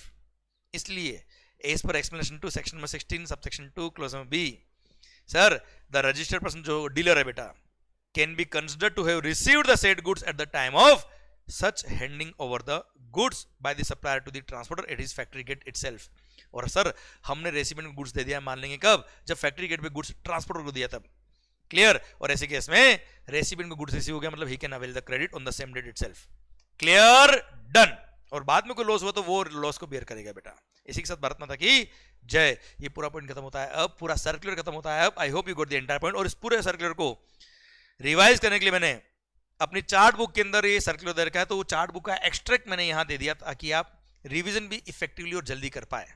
पूरा आपको revision के time वापस पूरा नहीं पढ़ना पड़े बेटा, पर एक बार पूरा सर्कुलर पढ़ना चाहिए आपको बेटा। पर दिमाग में क्या रखेंगे? जो मैंने आपको एग्जांपल दिया दिल्ली और हमारे बेंगलुरु वाला बेटा, ठीक है। अब पता है आपने एक्स वर्क्स बेसिस जो समझा, उसकी वजह से सर्कुलर कितना जल्दी समझ में आया बेटा आपको। ओके, चलिए सरकार आओ मालिक, अगला सर्कुलर देखते हैं हम। जो हमने ऑलरेडी पढ़ा हुआ है टॉपिक वही है बेटा, clarification on place of supply, POS मतलब place of supply of online services supply to unregistered recipient. बच्चों हमने और आपने टैक्स इनवॉइस चैप्टर के अंदर ऑलरेडी एक पॉइंट पढ़ा हुआ है कि सर अगर ऑनलाइन मनी गेमिंग सर्विसेज है या सर ऑनलाइन इंफॉर्मेशन और डेटाबेस एक्सेस और रिट्रीवल सर्विसेज, OIDR सर्विस, जैसे ऑनलाइन म्यूजिक सब्सक्राइब किया आपने, ई न्यूज़पेपर सब्सक्राइब किए, ई आपने वीडियो सब्सक्राइब किया ऑनलाइन बेटा, आपने कुछ भी सर सब्सक्रिप्शन लिया किसी भी चीज़ का बेटा ऑनलाइन, या फिर आप कोई सर्विसेज सप्लाई कर रहे हो थ्रू इलेक्ट्रॉनिक कॉमर्स ऑपरेटर, या इलेक्ट्रॉनिक कॉमर्स ऑपरेटर खुद सर्विसेज दे रहा है, तो ऐसे केस में सर रेसिपिएंट अगर अनरजिस्टर्ड है तो भी irrespective of value of supply वो रेसिपिएंट का स्टेट का नाम, राज्य का नाम लिखना कंपलसरी है, और उसी को एड्रेस ऑन रिकॉर्ड मानेंगे, और वो एड्रेस ऑन रिकॉर्ड वो जो स्टेट है वही प्लेस ऑफ सप्लाई माना जाएगा, और उस स्टेट को रेवेन्यू मिलेगा as per the GST provisions. हाँ है ना भाई? तो सर देश के अंदर लोग इसको फॉलो ही नहीं कर रहे थे यार, जो भी इस तरह की ऑनलाइन सर्विसेज दे रहे थे, जब कस्टमर अनरजिस्टर्ड होता है वो खुद के ही स्टेट का नाम लिख रहे हैं is the place of supply.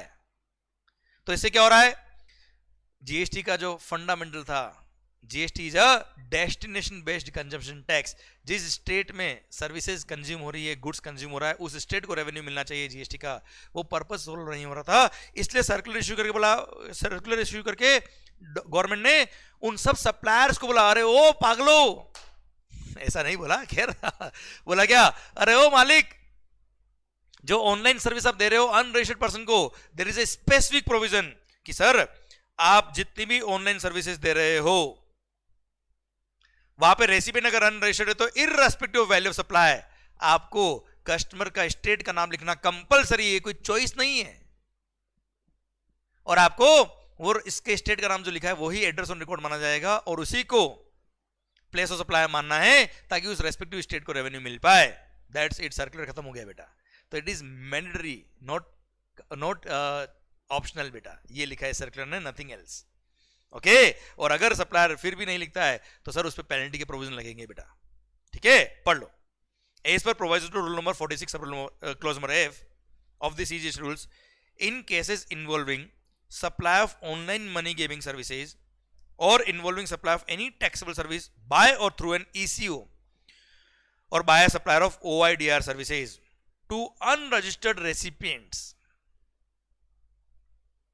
registered persons are required to mention the name of the state of the recipient on the invoice, irrespective of the value of such supply, irrespective of value of such supply, मतलब value of supply कुछ भी हो, we don't care, sir state का नाम लिखना compulsory है, and declare the place of supply of such services as the state of the recipient as per provisions of section number 16(2), as per provisions of section number 12 subsection 2 clause number BI of the IGST act. ठीक है, subsection number वगैरह याद करने की जरूरत नहीं बेटा। Example of such services are subscription of e newspaper, e magazines, online subscription of entertainment services like OTT platforms, online telecom services, digital services through mobile applications, OIDR services, online money gaming etcetera. ये सब इसके example है जहां पे recipient अगर unregistered भी है तो भी उसके स्टेट का नाम लिखना कंपलसरी है और वही प्लेस ऑफ सप्लाई होगा ताकि उस रेस्पेक्टिव स्टेट को GST का रेवेन्यू पास ऑन हो पाए। पर many suppliers are not recording the state name of the unregistered recipient on the invoice are declaring the place of supply of such services is the location of the supplier, खुद के ही state का नाम लिख रहे हैं is the location of the supplier. This is resulting in wrong declaration of place of supply, resulting in flow of revenue in respect of said supply to a wrong state. तो wrong state को revenue मिल पा रहा है GST का, sir जिस state में services consume हो रही उनको रेवेन्यू मिल ही नहीं पा रहा है। इसीलिए it is clarified that in cases of all such online taxable services supplied to unregistered customers, the suppliers are mandatorily required to record the name of the state of the recipient on the tax invoice irrespective of value of supply of such services and declare the place of supply of said services as the location of the recipient based on the name of the state. हाँ ना भाई, दिल्ली वाले ने online services दी किसको, मुंबई वाले को, तो Maharashtra is the place of supply, बात खत्म, क्लियर। और अगर सप्लायर फेल होता है तो उसको पेनल्टी भी देनी पड़ेगी under section 122 subsection 3 close number E, जो हम पढ़ेंगे CA फाइनल लेवल पे बेटा। हाँ ना भाई, डन। कुल मिला के ऑनलाइन सर्विसेज में रेसिपिएंट का स्टेट का नाम लिखना कंपलसरी, जो प्लेस ऑफ सप्लाई होगा ये ऑप्शन नहीं है। अगर सप्लायर ऐसा फॉलो नहीं करते तो उनको पेनल्टी पे करनी पड़ेगी। ओके, चलिए, ठीक है, समरी फॉर्म में मैंने आपको दे रखा है बेटा। आइए बच्चों, फिर आगे के सर्कुलर कट हो रखे, केवल एक सर्कुलर लास्ट बचा है बच्चों। आओ मालिक, ये रहा clarification on whether Delhi Development Authority is a local authority under section number 2 clause 69 of the CGST Act 2017 or not। तो लोकल अथॉरिटी की डेफिनेशन सेक्शन नंबर 2 क्लॉज 69 में दी हुई है, उसको जब एनालाइज किया तो पता पड़ा Delhi development authority is not a local authority, और जो बेनिफिट लोकल अथॉरिटी को मिलते हैं वो दिल्ली डेवलपमेंट अथॉरिटी को नहीं मिलेंगे। दैट्स इट, सर्कुलर का मीनिंग ये है, पढ़ लो sir. As per entry at serial number 5 of the RCM notification, services supplied by local authority to business entity are taxable under reverse charge mechanism basis। मतलब local authority ने business entity को service दी है, याद है, services by central government, state government, union territory और local authority to a business entity, tax लगता है, वो भी रिवर्स चार्ज मैकेनिज्म में लगता है। हाँ है ना भाई, और बिजनेस एंटिटी लायबल होती है टैक्स पे करने के लिए, और सेंट्रल गवर्नमेंट या लोकल अथॉरिटी लायबल नहीं होगी। पर अब डीडी ने सर्विसेज दी बिजनेस एंटिटी को, तो क्या यहां आरसीएम लगेगा या फॉरवर्ड चार्ज लगेगा? तो आंसर है फॉरवर्ड चार्ज लगेगा, क्योंकि Delhi development authority is not a local authority. क्यों नहीं है देख लो sir, as per section number 2 clause 69 of the CGST act. Local authority का मतलब क्या होता है? An authority which is similar to the elected self governing body such as municipal committee. ये इलेक्टेड सेल्फ गवर्निंग बॉडी होती है बेटा, which is entrusted with the control and management of municipal और local fund। जो local funds और municipal fund होते हैं उनको कंट्रोल करते हैं, मैनेज करते हैं बेटा, उनको local authority बोला जाता है बेटा। बट DDA कोई local funds मैनेज नहीं करता है बेटा।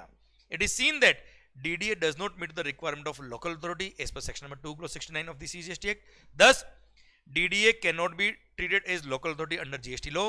इसलिए DDA ने अगर सर्विसेज दी बिजनेस एंटिटी को तो फॉरवर्ड चार्ज मैकेनिज्म लगेगा, रिवर्स चार्ज नहीं लगेगा। कोई खास बात नहीं है, इसी को रिवीजन फॉर्म में दे रखा है बेटा, छोटा फॉर्म में।